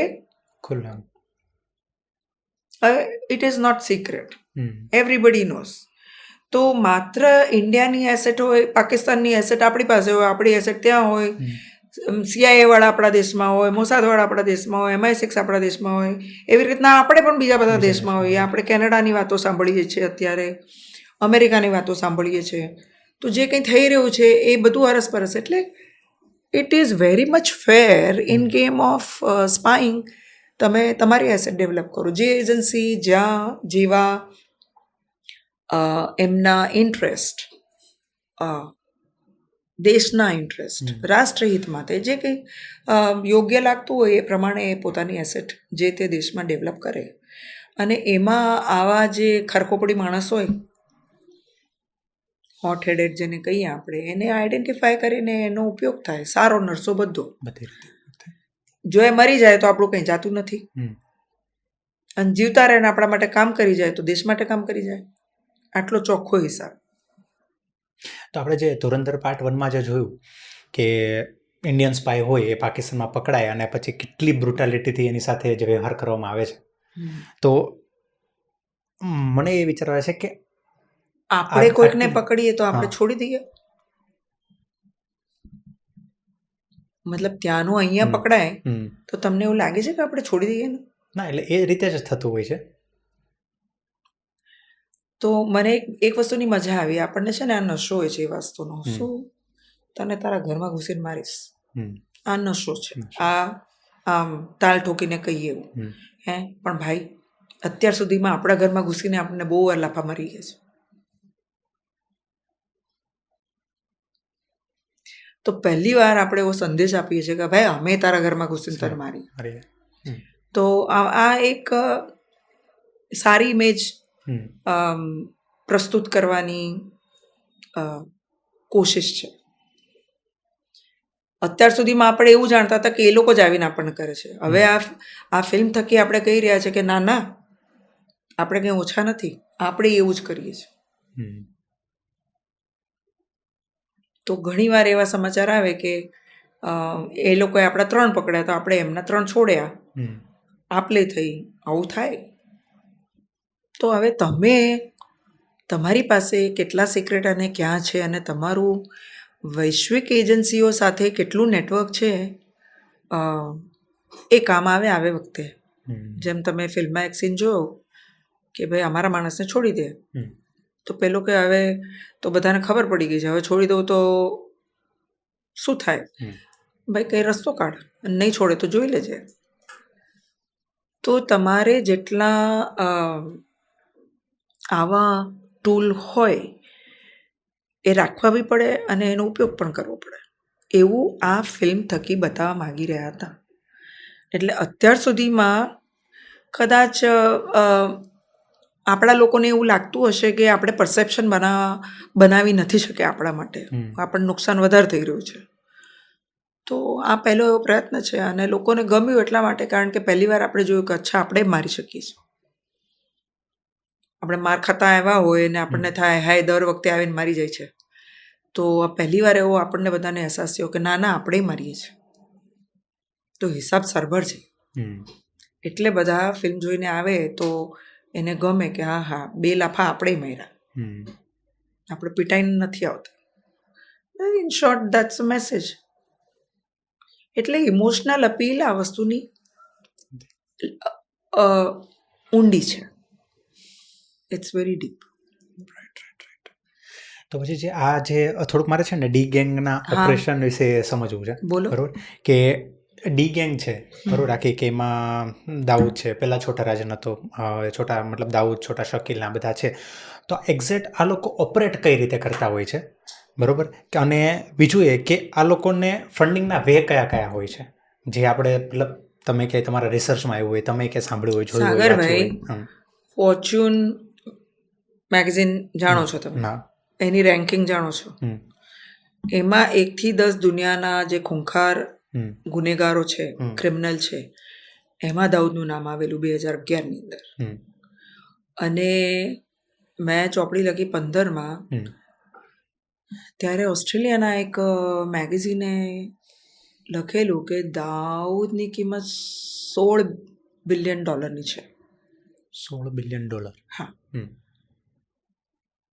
એક નાનકડો દેશ ચલાવી શકે એટલી. તો મેં તમને કહ્યું એમ અને ફરી વાર રિપીટ કરી રહ્યું છું કે કોઈ પણ માણસ એકલો કામ ના કરી શકે, તો એનો ઉપયોગ કોણ કરી રહ્યું છે? હવે અત્યાર સુધીમાં આપણે એટલું જ કહીએ છીએ કારણ કે આપણી સિસ્ટમને વધારે સૂટ થાય છે કે પાકિસ્તાન, પછી બાંગ્લાદેશ આવ્યું, પછી નેપાળ આવ્યું, તો આપણે નેબરિંગ કન્ટ્રીઝ જોઈએ છે. પણ હું એમ પૂછું કે ISIમાં એટલી બધી તાકાત છે કે આખા ભારતને હલાવી જાય અને એ આપણી આજુબાજુના દેશની અંદર પણ તોફાન કરી શકે? એટલી બધી તાકાત છે તો તમે ઘણી બધી તાકાત આંકી રહ્યા છો. ISI ઊભી કોણે કરી? બ્રિટિશરોએ. ભાગલા પડ્યા એના પછી પાકિસ્તાનમાં 6 મહિના રહીને ગયા, એમાં એક એજન્સી બી બનાવીને ગયા. અને તમે ને હું મોટા થયા ત્યાં સુધીમાં આપણે વારંવાર વાંચ્યું કે પાકિસ્તાનમાં અમેરિકન ઇન્ફ્લુઅન્સ ખૂબ, અમેરિકા જ ચલાવે પાકિસ્તાનને. તો એ કોણ? CIA, MI6, CIA, KGB, Mossad, આ બધા બાપ લોકો છે. તો એ લોકો તો દુનિયાના ખૂણે ખૂણે છે. આવા બધા લોકોને ભેગા કરીને, તમને ખબર છે બ્રિટનમાં આજે પણ વિઝા માટે, અસાયલમ લેવા માટે દરેક ગુનેગારને એક કોલમ હોય છે, યુ કેન અપ્લાય, તમને શરણ આપી શકે. આપણે કેટલી માથાકૂટ કરીએ છીએ અત્યારે 2 જણાને લાવવાની ત્યાંથી. કેટલા વર્ષ થયા? સાચી વાત છે. 3 જણાને. લલિત મોદી ગયો, વિજય માલ્યા ગયો, નીરવ મોદી બેઠો, કેટલાય બીજા છે ને. તો ત્યાં તો ઓફિશિયલ કોલમ છે. એટલે આવા લોકોને ભેગા કરીને જ્યારે તમારા દેશની અંદર તોફાન કરાવવાનું હોય, પોલિસીમાં પ્રેશર લાવવાનું હોય, જે તે કંઈ કામ કરાવવાના હોય, રાજનીતિના કામ હોય, ઉપરના કામ હોય, જે કંઈ કામ હોય, દુનિયાની મોટી મોટી તાકાત આ બધા લોકોના, નહીં તો પૈસાવાળા કેવી રીતના થઈ શકે? તમે ઓફિશિયલ જ્યારે ધંધો કરો છો, તમે બ્રિટનમાં ધંધો શરૂ કરો, અમેરિકામાં ધંધો શરૂ કરો, તો એની એક પ્રોસિજર હોય છે ને. કોઈ પણ દેશની અંદર ધંધો વગર પ્રોસિજરે તો થાય નહીં, પ્રોસિજર થ્રુ જ જવાય. રાઈટ. તો તમે બીજા દેશની સિસ્ટમને સવર્ટ કેવી રીતના કરી શકો જ્યાં સુધી તમને એનથી મોટા કોઈ લોકોનો સાથ ન હોય. આપણે કોઈને ક્લીન ચીટ નથી આપતા, એ ભોળાવાળા નથી, એનામાં એ આવડત છે તોફાન કરવાની અથવા કરાવડાવવાની. તો કોઈક એનો ઉપયોગ કરી રહ્યો છે અને એનું વળતર મળી રહ્યું છે એને. એટલે મેં એક દિવસ મેં 2-3 ફોરેન રિપોર્ટ વાંચ્યા અને ફોરેન મેગેઝિન ચોપડીઓ વાંચી, CI ઉપર લખેલી, પછી એક બ્રિટિશરે લખી છે. તો એ પુસ્તકોમાં રેફરન્સ આવ્યો કે ઓસામા બિન લાદનને સાથે ડી ગેંગ ભળેલી હતી. એટલે મારો આ વિષય તો મને થયું કે કેવી રીતના મદદ કરતા હશે. તો ખબર પડી કે ભાઈ આપણું લોજિસ્ટિક એને જે વિકસિત કર્યું છે, આ જે ગોલ્ડન ક્રેસન્ટ કહેવાય છે, એટલે પાકિસ્તાન, નેપાળ, ઇન્ડિયા, આ જે બધા ડ્રગના ધંધા થઈ રહ્યા છે, એ કેવી રીતના થઈ રહ્યા છે અને એનું ફાઇનાન્શિયલ મોડલ શું છે, એટલે ડ્રગના પૈસા કેવી રીતના કન્વર્ટ થઈ રહ્યા છે. તો ભાઈ ખબર પડી કે ભાઈ આવી રીતના થઈ રહ્યું છે. એક સિસ્ટમ બેસેલી છે. Dubai is a financial centre. ત્યાં ધંધો ન કરી શકાય, પણ ઓફિશિયલી તો ધંધો કરી શકાય ને. તમારી શિપ કેવી રીતના ચાલી શકે. પછી ખબર પડી એણે લખ્યું કે ભાઈ ડી કંપનીની શિપિંગ કંપની છે એસોસિએટ, એણે શ્રીલંકાથી પાકિસ્તાન પરમાણુ માટે જે સેન્ટ્રીફ્યુઝ આવે એની દાણચોરી કરાવી હતી. શ્રીલંકાનો માણસ હતો અને પાકિસ્તાન મોકલાવેલા. તો એમાં એનું નામ હતું. હવે આપણને નહોતી અહીંયાની લોકલ પોલીસને અથવા આ બધી ખબર હોતી નથી, કારણ કે જ્યારે તમે ફિલ્ડમાં હો અને લોકલ રિપોર્ટિંગ કરતા હો તો તમારું જે વિઝન હોય 2 ડિમેન્શન હોય કે 3 ડિમેન્શન હોય, આટલું જ દેખાતું હોય, પણ તમને ઓવરવ્યૂ ના હોય વસ્તુનો. પણ જ્યારે આવું મટીરિયલ તમારી સામે આવે, કોઈ ચોપડું વાંચો, કોઈ રિપોર્ટ વાંચો ઇન્ટરનેશનલ, તો ત્યારે તમને ખબર પડે કે અચ્છા આવું પણ હોય છે. તો અચાનક કોઈક દિવસ આપણે કહીએ કે આ ડી કંપની એટલી ભયંકર છે કે આ માણસને પકડો, એને લાવો, એણે આવું બધું કર્યું છે, આવું કર્યું, ત્યારે આપણને ખબર પડે અચ્છા એનામાં આટલી બધી કેપેસિટી છે કે એ આવું પણ કરી શકે. ભાઈ છેલ્લે તો તમારી ડોંગરીમાંથી નીકળેલો એક કોકણી મરાઠી મુસલમાન એ 16 બિલિયન સુધી કેવી રીતના પહોંચે. તો કોણે એને એસેટ બનાવ્યું. અને મને મતલબ હું જ્યારે એમ વિચારું કે ISIમાં એટલો બધો દમ છે, તો જે તમે ફિલ્મમાં જોયું કે ભાઈ એવું એક કેરેક્ટર છે જે પાકિસ્તાનના આતંકવાદી ગ્રુપને બી ચલાવે છે ને ISIને બી ચલાવે છે, અને આ માણસમાં એટલો દમ છે. તો તમે થોડું માથું ખજવાળો કે અચ્છા આટલો બધો દમ છે એનામાં, વાહ વાહ વાહ. પછી ખબર પડે કે ભાઈ એની પાછળ કોણ છે. તો દરેક એસેટના ભાઈ હેન્ડલર હોય, એને હેન્ડલ કરવાવાળા કોણ. તો ઘણીવાર જ્યારે ઘટના બને ને ત્યારે આપણને દેખાય કે આણે છૂરો ચલાવ્યો, આણે AK-47 ચલાવી, આણે આ કર્યું, આણે બોમ્બ ફોડ્યો. તો ગ્રાઉન્ડ ઉપર જે ગુનો કરતો હોય એ તો આપણને વિઝિબલ છે ને, દેખાય ને, પકડાઈ બી જાય. પણ એની કરાયું કોણે, જે માસ્ટરમાઇન્ડ છે, એને મોકલાયું કોણે, એને ફેસિલિટેટ કોણે કર્યું. તો આપણા પાસે એક જવાબ છે. અત્યાર સુધી મારી આખી કરિયરમાં નરેટિવ તો એક જ છે કે પાકિસ્તાનથી લોકો આવે છે ને કરાવડાવે છે. પણ જ્યારે તમે ફિલ્મ બી જોઈને આમ તો તમને એવું થયું કે આપણે કેટલા અંદર ઘૂસી ગયા, ત્યાં સુધી એની સિસ્ટમમાં આપણે કેટલા બાકોરા પાડ્યા. તો શું એ સિસ્ટમ એટલી પાકી છે કે આપણા દેશની અંદર બાકોડા પાડી શકે? આપણી સિસ્ટમમાં પાડ્યા છે ને. આપણે તો હાઈજેક થયું, આપણે પાર્લામેન્ટ પર હુમલો થયો, આપણે પહેલગામ થયું, આપણે પુલવામા થયા, આ બધું થયું ને. તો આપણી સિસ્ટમમાં બાકોરા પાડી શકે એટલી બધી તાકાત છે એમની. તો મને વિચાર આવે કોઈક વાર કે મને એવું લાગે છે પર્સનલી કે એમની એટલી તાકાત તો નથી. તો પછી કઈ રીતે થઈ રહ્યું? તો કોઈ હોય પાછળ એનું. એમના હેન્ડલર કોણ છે, એમનો ઉપયોગ કોણ કરી રહ્યું છે અને શા માટે કરી રહ્યું છે, લિવરેજ છે એ લિવરેજનો ઉપયોગ કોણ કરી રહ્યું છે. કાલે એક ન્યૂઝ આવ્યા, હમ. એટલે આપણે માર્ચ 26માં છીએ હમ. અને 2 દિવસ પહેલા એવા ન્યૂઝ આવ્યા કે પાકિસ્તાનનો કોઈ એક્સ ડિપ્લોમેટ બોલી રહ્યો છે કે જો અમારા પર અમેરિકા હુમલો કરે તો અમે દિલ્હી અને મુંબઈ ઉપર કરશું. તો આ તમે ન્યૂઝ વાંચ્યા ને તમારી જાણમાં ગયું. હવે મારી જેવી વ્યક્તિ આવા ન્યૂઝ વાંચે તો હું શું વિચારું, આવું કેમ બોલ્યો હોય, અત્યારે કેમ બોલ્યો હોય, એ બોલવા પાછળનું કારણ શું, તો પાછળ શું થઈ રહ્યું છે કે એણે આવું સ્ટેટમેન્ટ આપવું પડ્યું. કોઈ એમને તો ઉઠીને ઇન્ટરવ્યૂ આપે ને સ્ટેટમેન્ટ આપે નહીં, તો એણે આવું કેમ કીધું. તો પાછળ શું રંધાઈ રહ્યું છે કે જે ઉકળતું આવશે આપણા ઉપર, શું આ એની પૂર્વ તૈયારી છે. Everything has a reason. તો એને તમે ડિકોડ કેવી રીતના કરો. કશુંક થાય તો એને, તો ફિલ્મમાં જોયું એ it was a ground reality.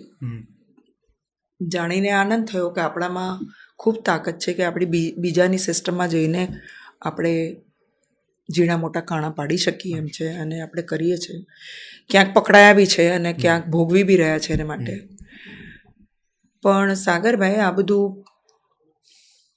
જે તે દેશોના પાવરની અંદર પોલિસી અને જે વૈશ્વિક રાજનીતિ રમાઈ રહી છે એની અંદર તમારો હાથ મરડવા માટે આ બધા પ્યાદાઓનો જાત જાતનો ઉપયોગ થાય. આપણે બી કરીએ, એ લોકો બી કરે. રાજનીતિક જીઓપોલિટિક્સ ઉપયોગ થાય. મને ઘણા લોકો પૂછે કે દાઉદ ઇબ્રાહિમ મરી જાય તો શું, કોને જાય. તો હું એમ કહું કે એક મલ્ટીનેશનલ કોર્પોરેશન હોય ને એનો ચેરમેન મરી જાય તો શું થાય.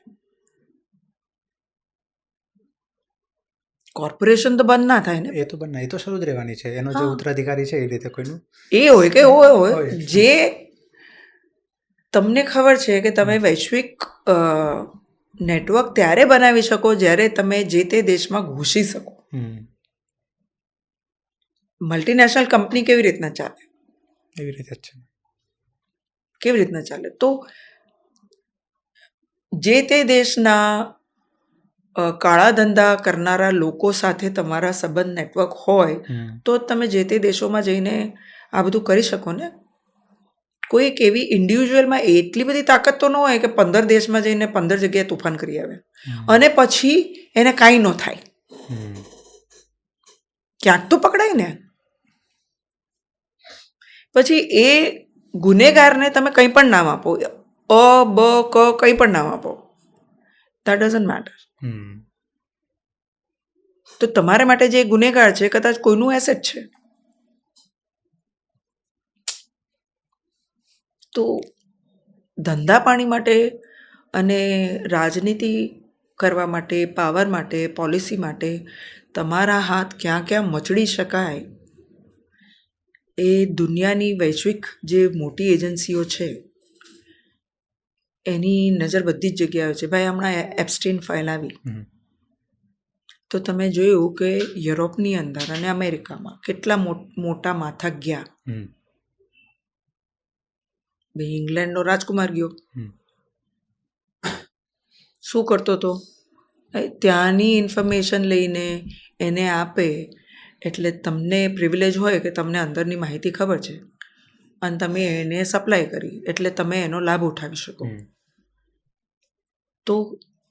તો ગુના કઈ હદ. અને હ્યુમન ટ્રાફિકિંગ કેવી રીતના થાય, સેક્સનો ઉપયોગ પાવર માટે અને લોકોને બ્લેકમેલ ફ્યુચરમાં કરી શકાય એના માટે કેટલો થયો. આ તો શરૂઆત છે. હજી આટલું બહાર આવ્યું છે, ટીપ ઓફ આઇસબર્ગ. અને તમે જુઓ કે એમની લુચ્ચાઈ કે જે શબ્દ વાપરો જ્યાં જેવો જેટલો જેનો ઉપયોગ કરવાનો હોય એટલી વસ્તુ સિલેક્ટિવલી બહાર આવી રહી છે. બધી નથી આવી. આ દેશની આવી, ઓલા દેશની આવી, ઓલા દેશની આવી, બધી નથી આવી. પણ જ્યારે ખબર હોય કે તમને દબાવવાના છે તો તમારી આવશે, આને દબાવવાના છે તો એની આવશે. It's a game of perception. અને પાછળની દુનિયા તો એટલી કાળી છે ભાઈ કે આપણા રૂવાણા ઊભા થઈ જાય. બાળકીઓ, બાળકો, ખાવા સુધીની વાત આવે અને જાત જાતના એક્સપેરિમેન્ટ થઈ રહ્યા છે હ્યુમન કાઇન્ડ ઉપર, તે આવે. DNA ઉપર એક્સપેરિમેન્ટ થાય, આવું બધું એ ફાઇલમાં બહાર આવે. ટાપુ ઉપર કેટલાય બાળકો હતા, કેટલી ટીનેજર છોકરીઓ પ્રેગ્નન્ટ હતી કારણ કે એ લોકો એક્સપેરિમેન્ટ કરી રહ્યા હતા, આવું બધું આવ્યું ફાઇલમાં. અને દુનિયાના બધા પૈસાવાળા માણસોને બોલાવીને, પોલિટિશિયનો, પાવરફુલ પોલિટિશિયને બોલાવીને બધાની ફિલ્મો બનાવીને હવે બધાને બ્લેકમેલ કરી રહ્યા છે. તો આપણા જેવા લોકો તો બધા ટપુડા લાગે આપણને એની પાસે. આ હટ નહીં. આપણે એવું વિચારે તો કેટલું ચાલી રહ્યું છે કે જે તો અત્યારે જે તમે પૂછી રહ્યા છો, અને આપણે તો ઇતિહાસમાં ગયા, પણ પ્રેઝન્ટમાં તો તમારા મગજની બહારની વાત છે, ફાટી જાય એટલી બધી. તો જીઓ પોલિટિક્સની અંદર જ્યારે પાવર ગેમ આવે ને ત્યારે એવરીથિંગ ઇઝ ફેર. તમારો એજન્ટ, એનો એજન્ટ, ઓલાનો એજન્ટ, ઓલાનો એજન્ટ. તો જેના હાથમાં લાકડી એની ભેંસ. બધું પાવર જ છે. આની પહેલા, એપ્સ્ટીન પહેલા જો આ વાત મેં તમને કહી હોત તો તમારે કદાચ ગળે ના ઉતરી હોત. તમને થાય શીલા શું કહી રહી છે. મારા અનુભવે તો આટલા વર્ષોથી હું જોઈ રહી હતી અને મને થોડી સમજણ પડવા માંડી હતી કે ભાઈ આ લોકોનો બંને તરફથી કેવી રીતના ઉપયોગ થઈ રહ્યો છે, અને જે વસ્તુ ઘટના ઘટી તો કેવી રીતના ઘટી અને શું કરવા ઘટી, અને એનો ટાઈમિંગ જુઓ તમે, કોણે કરી છે, પરિણામ શું, પોઈન્ટ કયો ડ્રાઈવ કરવા માગે છે, આ ઘટનાથી સંદેશ શું છે. આવું બધું જ્યારે તમે એક પત્રકારને અમને ટ્રેનિંગ છે કે આવું જ્યારે તમે કોઈ સ્ટોરી કવર કરવા જાઓ તો આ બધી વસ્તુ વિચારવી પડે. તો જ્યારે તમે વિચારો ત્યારે તમને દેખાય કે ભાઈ આ શેપ આવો છે. વગર પુરાવે તો કોઈને માટે કશું બોલી શકાય નહીં. ત્યારે દાવો જ થઈ શકે. જે કાયદાની દ્રષ્ટિએ પ્રૂવ થઈ શકે એ વસ્તુ આપણે બહાર લાવી શકીએ, રિપોર્ટ કરી શકીએ. પણ બહુ અંડરવર્લ્ડ એટલે સાચેમાં જ ગંભીર રીતે ઘૂસેલો વિષય છે કે જે તમને દ્રષ્ટિએ દેખાય છે તો એ તમને સમજણ પડતી નથી કે આ વસ્તુ કેટલી છે અને કેવી છે, અને ક્યાં સુધી એના મૂળિયા ફેલાયેલા છે. એ બધી વસ્તુ આ વટવૃક્ષ છે ભાઈ. આમ જ થતું જાય. દિવસે દિવસે જેટલું બહાર ઉઘાડું થતું જાય છે તો એ દિવસે તમને થાય કે આ ભાઈ કબીરવડ તો કાંઈ નથી, આ ક્યાં ફેલાયેલો છે અને કેટલું નીકળશે એની અંદરથી પરમાત્મા જાણે. તો આમ જોવા જઈએ તો આજે આપણે બધી જે ગેંગની આપણે વાત કરીએ છીએ, બરોબર, તો છેલ્લે ઓલ ઓવર જોઈએ તો આપણે વાત થઈ છે આખી ઇન્ડિયા, પાકિસ્તાન ને દુબઈ અરાઉન્ડ, રાઈટ? અંડરવર્લ્ડની વાત થઈ એની આપણે. હા, એ તો પરસેપ્શનમાં છે એ વસ્તુ. હા, તો આમ આજે દુનિયાના જો બધા જ દેશોને આપણે કન્સિડર કરીને જોઈએ તો દુનિયાની સૌથી મોટી અંડરવર્લ્ડ ગેંગ કઈ કહેવાય? આ ડી કંપની જ કહેવાય કે બીજી કોઈ છે? ના, આટલું બધું વજન ન અપાય એને. ના, બટુકડા છે એ લોકો તો કોની સામે? અમુક ના, બધી જગ્યાએ છે. જેમ હું તમને કહું કે મને એક યુરોપિયન પત્રકાર આવેલા અને એમણે ચોપડી લખી છે બ્લડ બ્રધર્સ. હા, તો એમણે એશિયાના માફિયા ઉપર પુસ્તક લખેલું છે ને મને મળ્યા હતા દિલ્હીમાં. તો એમને થોડું આ ગેંગ વિશે, એટલે ભારતની ગેંગો વિશે જાણવું હતું, એટલે અમે મળ્યા હતા. પછી એમણે મને ચોપડી લખી ત્યારે મને ચોપડી મોકલાવી એમણે. તો એમણે આખા એશિયામાં એટલે Japan, China, south east Asia, right.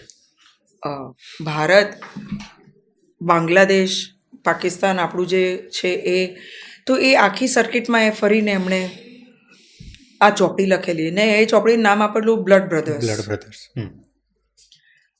તો જેમ જાપાનની અંદર એવું છે કે જે યાકુતા કે છે ઇટ્સ સી જે તમે અંડરવર્લ્ડ કહો છો ને એને ઓર્ગેનાઇઝડ ગેંગ છે જાપાનની બધી જગ્યાએ. આ પણ ડી કંપની પણ ઓર્ગેનાઇઝ છે.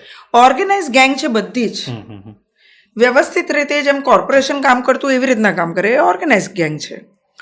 તો એ લોકો એવી રીતના કામ કરે છે એટલે એવું કહેવાય છે કે ત્યાં ભયંકર ખૂંખાર ગેંગ છે અને એટલી બધી વ્યવસ્થિત છે કે એ લોકો વ્યવસ્થા સાથે ભળી ગયા છે એટલા બધા કે એમની મરજી વગર પોલિટિશિયનો ન કરી શકે કામ.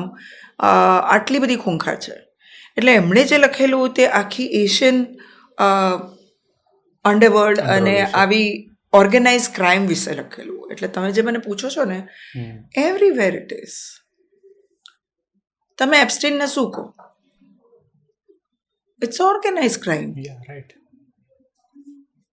વ્યવસ્થિત રીતે વિથ પ્લાનિંગ આખું ઓર્ગેનાઇઝ કરેલો એક જેમ કોઈ કોર્પોરેશન ચાલતી હોય એમ ક્રાઇમ કોર્પોરેશન છે, તો એવું ઓર્ગેનાઇઝ ક્રાઇમ છે.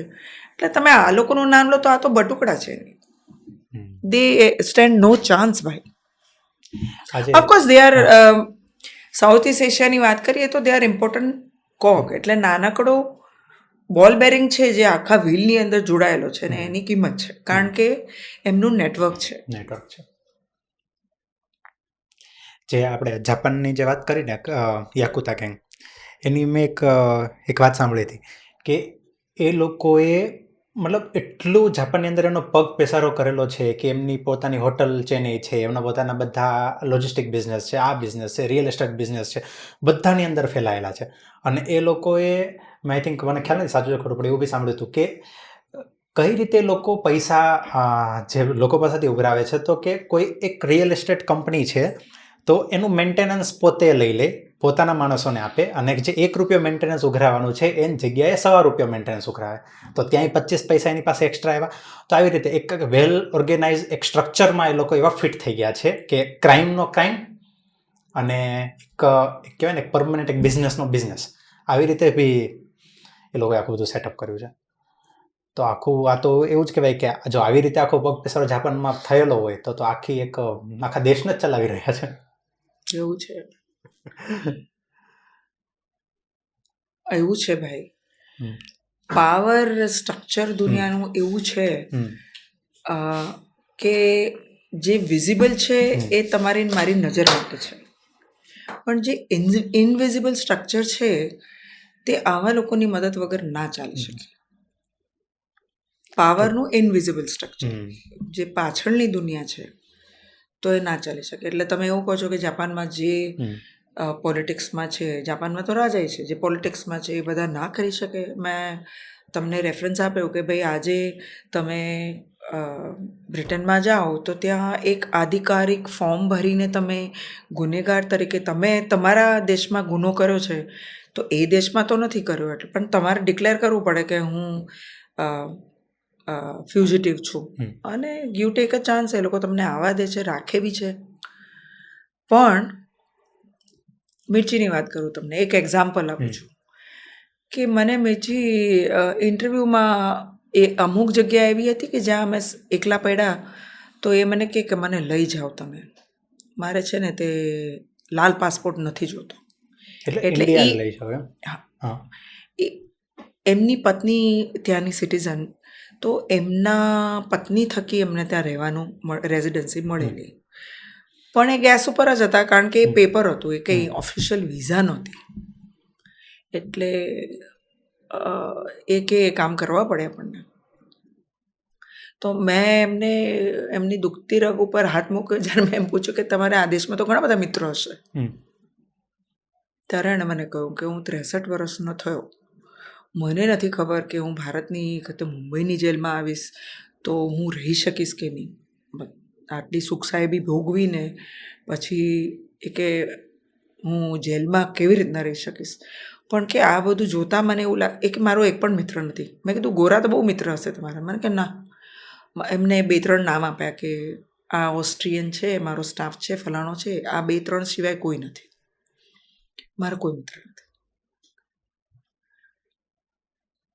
તો મને કે આ સિસ્ટમ કેવી રીતના ચાલે છે એ તમે સમજશો તો તમારું દિમાગ નહીં ચાલે. પણ હું તમને એટલી વિનંતી કરું છું કે જો શક્ય હોય તો મને અહીંયાથી હું આવવા તૈયાર છું. મને લઈ જાઓ, મારા લાલ પાસપોર્ટ નથી જોતો. એટલે તમે જ્યારે અસાઇલમ લઈને જાઓ તો તમારા દેશમાં તમે જઈ ન શકો. અચ્છા, તમારી પર રેડ કોર્નર નીકળેલી હોય તો તમે આજુબાજુમાં ઇલીગલી જઈ શકો બધી જગ્યાએ, રેઝિડન્સી હોય તમારી પાસે. પણ જાહેરમાં લીગલી તો તમે ના જઈ શકો. તો તમારું જીવન એ દેશની અંદર કેવું? તો તમને એવું લાગે છે, અંગ્રેજીમાં કહેવત છે ને, પોન્ડ ઓફ ફ્લેશ. તમે મદદ કરી તો હવે મને તમે લોહીની એક ટુકડો માંસનો આપો તમારા શરીરમાંથી. એટલે આવા બધા લોકોનો ક્યાં ક્યાં અને કેવો કેવો ઉપયોગ થાય. પહેલાં નહોતી, એટલું બધું બહાર નહોતું આવ્યું, પણ હવે આમ જેમ દુનિયામાં બીજી બધી જગ્યાએ આવું બધું બહાર આવે છે ત્યારે ખબર પડે. ભાઈ, એપ્સ્ટીન ફાઇલ આવી, પછી જેટલું આપણે બાકીની બધી એજન્સીઓ વિશે સાંભળીએ છીએ. યુક્રેન રશિયાની લડાઈ થઈ, હવે ગલ્ફમાં થઈ છે. અને તમે જેવું ફાઇનાન્સ સમજતા થઈ જાઓ કે ભાઈ અત્યારે જે લડાઈ છે એમાં તમને એવું લાગે છે કે આ તેલની લડાઈ છે ને આવું કરે છે, પણ something else is going on behind the door. તેલ સાથે, પેટ્રોલ સાથે ડોલર જોડાયેલો છે. નિક્સન આવ્યા પછી ગોલ્ડ સ્ટાન્ડર્ડ કાઢી નાખ્યું અને ડોલર પેટ્રોલ સાથે, એટલે પેટ્રોલની કિંમત અને ડોલરની કિંમત ઉપર નીચે થાય તો જો અમેરિકાને ક્યાં વાગે વધારે? જ્યાં તમે ડોલરને પેટ્રોલને હલાવી નાખો તો વાગે. તો તરત જ ઈરાને શું કરવા માંડ્યું? જ્યાં જ્યાં અમેરિકાએ ખંડણી લઈને પોતાના મિલિટરી બેઝ કર્યા છે, ખંડણી લઈને જે દેશમાંથી, એ બધા પર બોમ્બ નાખવા માંડ્યા. એટલે જો તમારે પરિણામ જોવું હોય કે આ શું થશે તો તમારે ફાઇનાન્સ માર્કેટ ઉપર નજર રાખવી, પેટ્રોલ માર્કેટ કરતાં, કે ફાઇનાન્શિયલી માર્કેટ ઉપર નીચે કેવી રીતના જઈ છે, કરન્સીની શું હાલ છે, ડોલર કઈ રીતના જઈ રહ્યો છે, પાછળ શું ગેમ રમાઈ રહી છે. That is your answer. તમે વાત તો કરો અંડરવર્લ્ડની, પણ આ બધી વસ્તુ, આ બધી પ્રોસેસની અંદર બધી જ જગ્યાએ તમને દાઉદ બી દેખાય ને તમને હમઝા બી દેખાય, અને તમને જેટલા તમે કેરેક્ટર મને પૂછવાના હતા એ બધા કેરેક્ટર ક્યાંક ક્યાંક દેખાય. તમે આટલા બધા ઇન્ટરવ્યુઝ કર્યા છે, બરોબર, જે બધા ગેંગ્સના કે અંડરવર્લ્ડના કે ડોનના, બરોબર, તો એ બધાનો માઇન્ડસેટ જ્યારે તમારી સાથે વાત કરતા હોય ત્યારે તમે શું ઓબ્ઝર્વ કર્યું છે? એમની થોટ પ્રોસેસ શું હોય છે? એમના મગજમાં શું ચાલતું હોય છે? કારણ કે આ ક્વેશ્ચન મેં ખાસ એટલે પૂછ્યું કે જેમ હમણાં તમે વાત કરી ઇકબાલ મિર્ચીની, કે ત્યાં લંડનમાં હતા, ત્યાં બરાબર ત્યાં અસાઇલમ લઈ લીધો હતો, તો બી એ તમને એવું કહેતા હતા કે મારે ઇન્ડિયા પાછું આવવું છે, મારા લાલ પાસપોર્ટ નથી જોતો, રાઈટ? તમે છોટા શકીલ સાથે આટલી વાર ફોનમાં બધી વાત કરી છે, છોટા રાજનને મળ્યા છો, બરાબર, તો આ બધી વાત કરી, તો મારે એમનું મગજમાં એમનું શું ચાલતું હોય છે?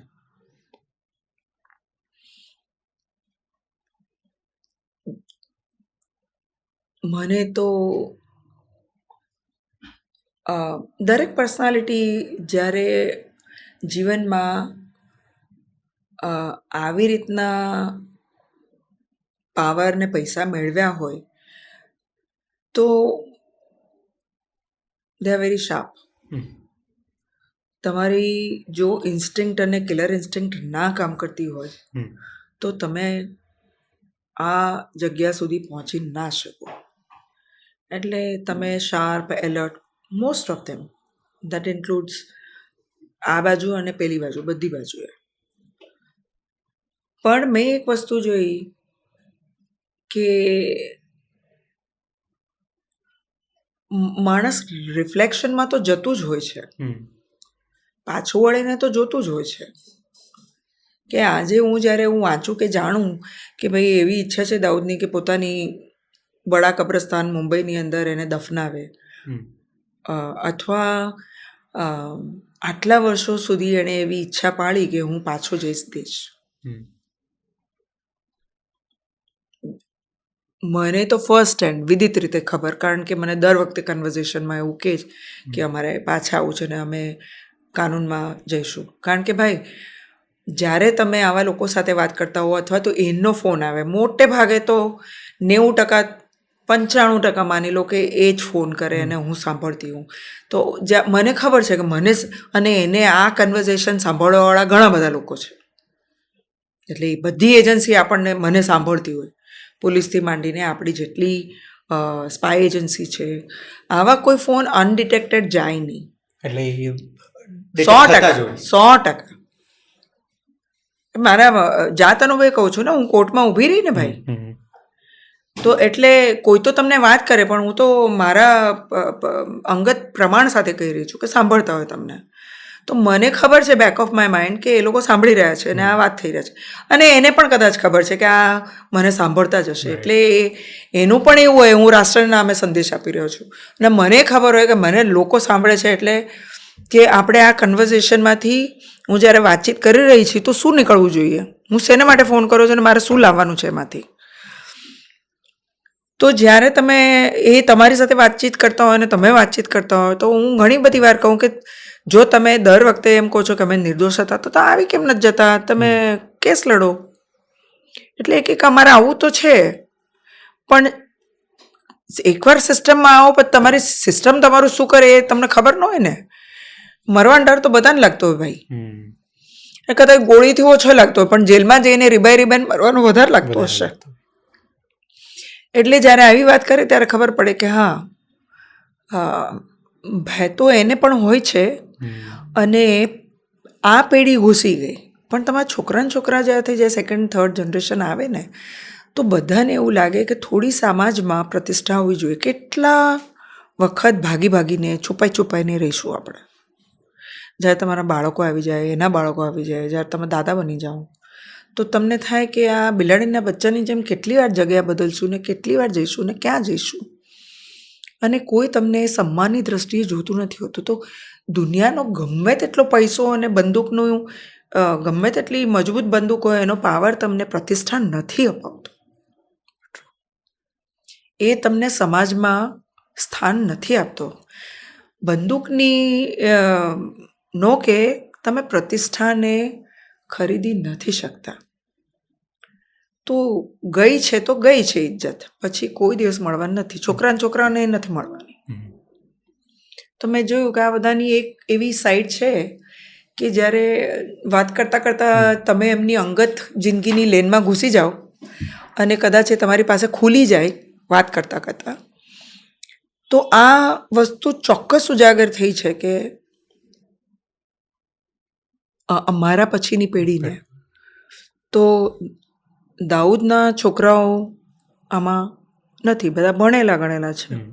છોટા શકીલની એક છોકરી ડૉક્ટર છે, બીજી કંઈક ફેશન ડિઝાઇનર છે. એટલે બધાના બાળકો ઇલીગલ ધંધો બાપ લોકો કરે, નેટવર્ક બાપ લોકો ચલાવે, અને બાળકોને જ્યારે એમને ખબર પડી કે અમે કઈ લેનમાં ઘૂસી ગયા છે, તો બાળકોને આ વસ્તુથી દૂર રાખવાની કોશિશ જરૂર કરે. પછી થાય કે ન થાય, પણ કોઈ બાપ એવું ન ઈચ્છતો હોય કે મારો છોકરો કારણ કે એમણે ગોળીએ મારે દુનિયા જોઈ છે ને, એવું નહીં. અને એક હમણાં એક્સ મુંબઈ પોલીસ કમિશનરની ચોપડી આવી, એમાં એમણે લખ્યું છે કિસ્સો કે દાઉદના ફાધર દુબઈ ગયા અને ત્યાં રહ્યા, અને એમણે જોયું કે મારા છોકરાની કેટલી જાહો જલાલી છે, આવડો મોટો બંગલો છે ને, પૈસા છે ને, પાવર છે ને, લોકો આગળ પાછળ ફરે છે ને, આવું બધું જોયું. એના પછી જ્યારે એ માંદા પડ્યા ને હોસ્પિટલમાં દાખલ થયા, અને કદાચ એમને એમનો અંત દેખાયો જ્યારે, તો એણે એના દીકરાને કહ્યું કે મને હવે મુંબઈ જવું છે, હું મુંબઈ જવા માંગુ છું, મારે ત્યાં મળવું છે. તો એ દીકરાની બધી જાહો જલાલી છોડીને એ મુંબઈ પાછા આવીને એ જ કબ્રસ્તાનમાં જ્યાં એમનો પહેલો દીકરો દફનાયો એની બાજુમાં એમની કબર થઈ. એ મુંબઈમાં રહે. અને કદાચ દાઉદને જીવનભરનો અફસોસ હશે કે એના બાપના મહિનામાં એ આવી શક્યો નહીં. ત્યારે તો લાઈવ દેખાતું નહોતું વિડીયો પર, તો કોઈકે વિડીયો ટેપ પાડીને પછી એમને મોકલાવીને એમણે જોયું. સોરી, જ્યારે દાઉદ ઇન્ડિયાથી દુબઈ જતો રહ્યો ત્યારે એના જે પેરેન્ટ્સ હતા એ મુંબઈમાં જ હતા સ્ટીલ? એમના મધર નહીં હતા. હા, એમના father? હતા. એમના સ્ટેપ મધર હતા, એમના પોતાના મધર તો નહોતા. આ જે હતા દાઉદના પછી એ એમના સ્ટેપ મધર હતા. 11 ભાઈ બહેન દાઉદ નહીં. પણ એમના પિતાજી હતા. એટલે આવું મને પર્સનલી નહોતી ખબર, કારણ કે જૂની વાત છે, પણ આવું એ પોલીસ કમિશનરે પોતાની બુકમાં લખ્યું છે. હા, કે એમના પિતાએ છેલ્લે કહ્યું કે મારે દુબઈમાં તારા બંગલામાં નથી, મારે મુંબઈમાં આવીને મરવું છે, મારી પોતાની જમીનમાં. એટલે એ પાછા આવ્યા અને અહીંયા મર્યા. એટલે આવું હોય છે. મેં તમને કહ્યું કે પૈસા અને પાવર જો ઉલટી રીતે કમાયા હો અને તમે ગુના ઉપર પોતાનું સામ્રાજ્ય રજવાડું ઊભું કર્યું હોય તો સરવાળે તો મીંડું જ છે. એક તરફ જીવ છે, બીજી તરફ પ્રતિષ્ઠા છે. બધું મળી ગયું તોય કશું નથી મળ્યું એવું છે. સાચી વાત છે. આજે ઘણી બધી વાત કરી અને હજી ઘણું બધું બાકી રહી ગયું છે, પણ લોકોને બી જે તમારી પાસેથી કહેવાય ને કે હજી તમારી જર્નીમાંથી જો કંઈ સાંભળવું હોય, વાંચવું હોય, તો તમારી બુક છે ગોડફાધર્સ ઓફ ક્રાઇમ, રાઈટ? એની અંદર તો લગભગ તમારી આખી જર્ની તમે એક્સપ્લેન કરી હશે અને તમારા બધા એક્સપિરિયન્સ તમે એક્સપ્લેન કર્યા હશે. હા, એ પુસ્તક મેં લખ્યું એટલા માટે કારણ કે મને તમારા જેવા લોકો રોજ પૂછે કે તમે કેવી રીતના કર્યું, એટલે મેં લખ્યું. આ જેમની આજે આપણે આ પોડકાસ્ટમાં વાત કરી એમાં ફક્ત એક વ્યક્તિ જીવતા નથી, બાકી બધા જીવતા છે. ઇકબાલ મિર્ચી એ 2013માં આઈ થિંક એમનું મૃત્યુ થયું છે, પણ બાકી બધા જીવતા છે. તો પુસ્તક લખ્યું એ મેં મારા અનુભવ વિશે લખ્યું, વિઝેવી કે મેં એમને કેવી રીતના જોયા અને મારો દ્રષ્ટિકોણ કેમ છે. કોઈ પણ વ્યક્તિ બીજી વ્યક્તિની બાયોગ્રાફી ના લખી શકે. એટલે હું બહુ દાવા સાથે એમ ન કહી શકું કે આ આવો ને પેલો તેઓ ને આની જિંદગી આવીને તેની જિંદગી આવી, પણ હું મારા દ્રષ્ટિકોણની વાત કરી શકું આપણા પોઈન્ટ ઓફ વ્યૂથી, એમ કે હા કે તમે એમને કેવી રીતે જોયા છે. હા, કાં તો એ મને બીજા દેશની કોર્ટમાં લઈ જાય અથવા તો મને ગોળીએ દે. આ બે જ વસ્તુ હોય. એટલે આપણે જ્યારે એમની વાત કરીએ તો મારા અનુભવે જ હું એમની વાત કરી શકું. એટલે જે પુસ્તક લખ્યું છે એમાં હું જે 10-12 લોકોને ઇન્ડિયાઝ મોસ્ટ વોન્ટેડ લિસ્ટના 10-12 લોકોને હું મળી એમના વિશે લખ્યું છે. આ પુસ્તક લખ્યા પછી તો હું બીજા 5 જણાને મળી, હું નીરવ મોદીને મળી, હું મેહુલ ચોકસીને મળી, હું વિજય માલ્યાને મળી, હું મમતા કુલકર્ણીને એમના જે બોયફ્રેન્ડ છે વિજયગીરી ગોસ્વામી એમને મળી. તો એમના પછી હું ઘણા બધા ફ્યુજિટિવને આ પુસ્તક પછી પણ મળી છું અને કદાચ મળતી રહીશ. પણ વાત એવી છે કે મેં તમને કહ્યું એમ કે આ બધાની જર્નીની અંદર જ્યારે તમે પેટર્ન જુઓ તો તમને ખબર પડે કે એ ક્યાંથી શરૂ કર્યું. સૌરાષ્ટ્રના એક ગામડામાં પૂજારીનો દીકરો અત્યારે ન્યુયોર્કની જેલમાં બેઠો છે. કોની વાત કરી? એનું નામ છે વિજયગીરી આનંદગીરી ગોસ્વામી. તો ભારતમાં ગુના નથી, પણ એ ક્યાં અને કેવી રીતના ભાગીને કોની એસેટ બનીને શું કર્યું, જ્યારે આપણે આમ રૂબરૂ મળીએ ત્યારે જીવનના એવા ઘણા બધા પાસા જેને તમે એપ્સ્ટીન 2, 3, 4, 5, 6 કહી શકો. ઘણું વર્ણવી શકાય અને ઘણું નથી વર્ણવી શકાતું. પણ આ પોડકાસ્ટના અને તમારી જેવી નવી પેઢી સાથે વાત કરીને હું એક દ્રષ્ટિકોણ આપી શકું તમને કે મારા અનુભવે આ બધા લોકોને મળીને જે દુનિયા મેં જોઈ છે એમાં જે પોપ્યુલર પરસેપ્શન છે આ ગુનેગારો વિશેનું, એના ઘણા બધા બીજા આયામો એવા છે કે જે લોકોની દ્રષ્ટિ સુધી અને સમજ સુધી નથી પહોંચી શક્યા. આ ધુરંધર ફિલ્મે 2-4 દ્રષ્ટિકોણ એડ કર્યા કે તમને બીજી બાજુએથી દુનિયા દેખાડવાની કોશિશ કરી, પણ એ પણ લિમિટેડ છે, બાકી ઘણું બધું છે. એક તમને છેલ્લી વાત કહું, તમે ધુરંધરની વાત કરીને તો સ્ટાન માંથી હું માત્ર ઇન્ડિયાના નહીં, હું પાકિસ્તાનના મોસ્ટ વોન્ટેડને પણ મળી આવેલી. કોને? એટલે આ જે બલુચિસ્તાનવાળા લોકો છે, જે 2-3 ક્લાન છે એ લોકોના, અત્યારે મર્રી છે અને જે બલોચ, ત્યાં પછી એક રાજા છે કલાતનો પ્રાંત છે એમના, તો એ બધા આમ તો ટ્રાઇબ્સ છે ને, ક્લાનવાળા છે, એ બધા જે તે દેશમાં વસેલા છે. તો એકને હું જેનેવા મળી, એકને હું પેરિસ મળી, એકને હું લંડન મળી. એટલે આ પોડકાસ્ટમાં નહીં, પણ હું તમને કહી રહી છું કે જે બલુચને તમે ત્યાં જોયા ફિલ્મની અંદર, અને જે હમઝા જઈને એમની મદદ લે છે ને જે રીતે વાત કરે છે, તો એમનું એવું સપનું છે કે અમારો પણ એક દેશ અલગ હોઈ શકે. તો આ લોકોને હું મળી હતી ને ત્યારે એમણે મને કહ્યું કે એમના પર કેટલા જુલમ થઈ રહ્યા છે અને શું થઈ રહ્યું છે. એટલે મને સૌભાગ્ય કહો કે દુર્ભાગ્ય કહો, જે કહો, પણ I had a chance to meet even most wanted criminals into Pakistan.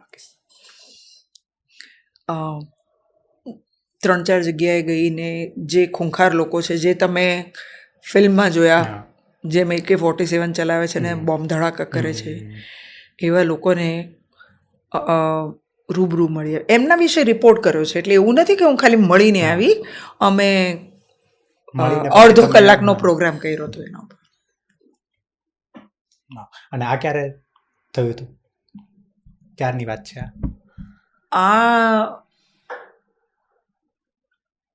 2016-17. હા, એટલે તમે નેટ ઉપર જોશો તો તમને કદાચ મળી જશે. મને યાદ આવ્યું કે તમે ઘડી ઘડી રહેમાન બલોચની વાત કરી રહ્યા હતા, તો એમાં એવું છે ભાઈ, વર મરો કન્યા મરો, ગોળનું તરભાણું ભરાય. એટલે એક બલુચ જો પાકિસ્તાનીને મારે ને પાકિસ્તાની બલુચને મારે, તો આપણે તો બંને હાથમાં લાડવા છે. તમે કહું એમ કે લડાઈમાં તો બિલાડો જીતે ને વાંદરો જીતે, આ લડે ને ઓલા લડે. પણ છે આપણી થોડી સિમ્પથી, એટલે મને કદાચ એ લોકો મળ્યા હશે ને હા પાડી મળવાની, નહીં તો એમને શક થાય કે અમને કોણે મોકલાવ્યા છે. અને ખાસ કરીને જ્યારે એમને ખબર હોય કે આ પાકિસ્તાનના ISI સાથે જોડાયેલા મોસ્ટ વોન્ટેડ સાથે વાત કરે છે, તો અમારું નુકસાન તો નહીં કરે ને. એટલે જ્યારે તમે ડી ગેંગ સાથે કામ કર્યું અને આવા બધા લોકોને મળ્યા હો, તો એમને કદાચ એક શક રહે કે આ અમારું નુકસાન તો નહીં કરે ને. એટલે એમણે પૂરી પરીક્ષા લીધી, પણ પછી ઇન્ટરવ્યૂ આપેલા. 4 કબીલાના લોકોએ હેડે મને ઇન્ટરવ્યૂ આપેલા, એ અમે જે બલુચિસ્તાનની પાકિસ્તાન મોસ્ટ વોન્ટેડ કરેલી એમાં. અને એ બધા તમે અલગ અલગ જગ્યાએ લીધેલા? હા, એક જીનીવામાં, એક પેરિસમાં, એક લંડનમાં, આવી રીતના જુદા જુદા દેશમાં હતા. તો આ બધા કદાચ ગોડફાધર્સ ઓફ ક્રાઇમ પાર્ટ 2 માં જોઈશું. મને નથી ખબર કે કોઈને એટલો ઇન્ટરેસ્ટ હોય, પણ મેં મારા પૂરતો પ્રયત્ન કર્યો. અને આ જ પાર્ટ 2 છે ને ગોડફાધરમાં. હવે આ બધા પોડકાસ્ટ પાર્ટ 2 છે. ના, સાચી વાત છે. પણ તમને ઘણા ટાઈમથી જે બધા હિન્દી પોડકાસ્ટમાં સાંભળ્યા છે, બરોબર, એટલે ઓલવેઝ કહેવાય ને, એ પર્સપેક્ટિવથી જ તમારો પોડકાસ્ટ સાંભળતા હોઈએ છીએ કે હા, આજે કંઈક અંદરની વાત કે એ સ્ટોરી જાણવા મળશે, જે સ્ટોરી અમે નથી જોઈ ક્યારે, રાઈટ? કે એક આમ પબ્લિકે નથી જોઈ. કારણ કે એ જે તમે કીધું કે પત્રકારની લાઈફની જર્ની એક અલગ હોય છે. એમણે લોકો સાથે જે વાત કરી છે, તમે એમના ઇકબાલ મિર્ચીની વાત કરી કે 10 દિવસ તમે એની સાથે ટાઈમ સ્પેન્ડ કર્યો તો એ 10 દિવસનો જો આપણે સ્પાન બી વિચારીએ એક એવા હા, વ્યક્તિ સાથે ઇન્ટરવ્યુ અમારો ખાલી અડધો જ કલાકનો થયો હતો. હા, પણ એ 10 દિવસ તો તમે ટેસ્ટ આપીને હા. પછી તમને એ અડધો હા, કલાક એટલે આ રસ્તો જરાય ઇઝી નથી, સરળ નથી. હું ઘણીવાર આમ મજાકમાં કહેતી હોઉં છું કે હું મારા વિશે નથી જાણતી, એટલું કદાચ મારા ભાઈ લોકો જાણે છે અને આ બાજુ આપણી એજન્સીઓ જાણતી હશે. એટલે આ જે આખો પ્રવાસ છે મારા માટે હજી સુધીનો, એ બેલેન્સ કરતાં કરતાં બંને બાજુએ ચાલવા એવો રહ્યો છે. કારણ કે ક્યાંક ચૂકો, આમ ચૂકો તો ગોળી વાગે અને આમ ચૂકો તો જેલમાં જવાય. એટલે તમારે તમારી લાઈન લેન્થ ભગવાનની કૃપા છે, માપીને રાખવું પડે અને બેલેન્સ કરીને જ ચાલવું પડે. હા, શોખ નહીં, આ કદાચ વ્યવસાય હતો અને આ બીટ આવી અને પ્રકૃતિનો સાથ મળ્યો તો હું આટલે સુધી આવી શકી. સો ધેટ્સ ઇટ. અને બહુ જ મજા આવી આજે, ઘણી બધી ડિસ્કસ કરી, કારણ કે તમને બધા ઇન્ટરવ્યૂમાં બધે જોયા છે. જેબીપી ન્યૂઝનો જે છોટા શકીલનો જે 30 મિનિટ્સનો જે આખો ઇન્ટરવ્યૂ હતો એ આઈ થિંક ઘણા સમય પહેલાં જોયો હતો. અને ત્યારે એ જે વાત કરતા હતા, બરાબર, જે છોટા શકીલ તમારું નામ લઈને એ કહેતા હતા કે શીલા મેં તો આવું નથી કર્યું ને, કે મેં આ મારી કન્ડિશનો મૂકી હતી ના, ને ત્યારથી સાંભળ્યું હતું કે ત્યારે એ જોવું હતું કે આ એક ગુજરાતી છોકરીમાં શું પાવર છે. કારણ કે એઝ અ ગુજરાતી તરીકે અમે તો તમારી એ સાઈડ જોઈ હતી અને અમે એ સાઈડથી આમ ઓલવેઝ આમ કહેવાય ને કે હોય કે નહીં, આપણામાંથી એક છે કે જે આ બધા સાથે વાત કરે છે, આ બધાને મળે છે, આ બધાને ઇન્ટરવ્યૂ આપે છે. અને એ ઇન્ટરવ્યૂ જ્યારે મેં જોયું ત્યારે તો મેં બી નહોતું વિચાર્યું કે ક્યારેક એક દિવસ મળીશું. તો સાગરભાઈ, ભારત ચલાવે ગુજરાતીઓ, બિઝનેસ ચલાવે ગુજરાતીઓ, તો પછી પત્રકારિતામાં આપણે પાછળ રહીએ? ના જોઈએ ને. સૌભાગ્ય છે, ગુજરાતી જાતને આ વરદાન છે. આપણે જન્મજાત, જો આપણને ધંધાની સમજ પડતી હોય એવું બહારના લોકો કહે છે, તો સાહસિક વૃત્તિ આપણા લોહીમાં છે, અને ખાસ કરીને કાઠિયાવાડીઓ. સાચી વાત છે. મોટા મોટા ધુરંધર કાઠિયાવાડથી આવ્યા છે. રાઈટ. ગાંધીજીથી માંડીને તમે જેનું નામ લો એ બધા કાઠિયાવાડના જ છે. હા, કાઠિયાવાડની કાઠી અને દિમાગ મજબૂત. સો that's it. Thank you so much. Thank you for your time. આવજો. સહી ટાઈમે ફોન વાગ્યો ભાઈ. પોડકાસ્ટને અંત સુધી સાંભળવા બદલ આપ સૌનો ખૂબ ખૂબ આભાર. આપ સૌનો આવો જ સપોર્ટ અમને ઇન્સ્પાયર કરે છે કે અમે હજુ પાવરફુલ ગેસ્ટ અને ડીપ કન્વર્ઝેશન આપના માટે લાવી શકીએ. જો તમને આ એપિસોડ યુઝફુલ લાગ્યો હોય તો અમારી ચેનલને સબસ્ક્રાઇબ કરો અને શેર ઇટ વિથ સમવન જેમને આ પોડકાસ્ટ સાંભળવાથી લાઈફમાં હેલ્પ થઈ શકે. અને હા, કમેન્ટમાં ફીડબેક પણ જરૂર આપજો. તમે જ અમને જણાવો કે અમે કયા નવા ગેસ્ટને બોલાવીએ અને કયા નવા ટોપિક પર વાત કરીએ, જેથી તમને આ પોડકાસ્ટમાંથી સાચી વેલ્યુ મળે અને તમારા જીવનને ઉપયોગી બને. આવતા એપિસોડમાં ફરી મળીશું. Until then, keep listening to the Sagar Kathrotiya show.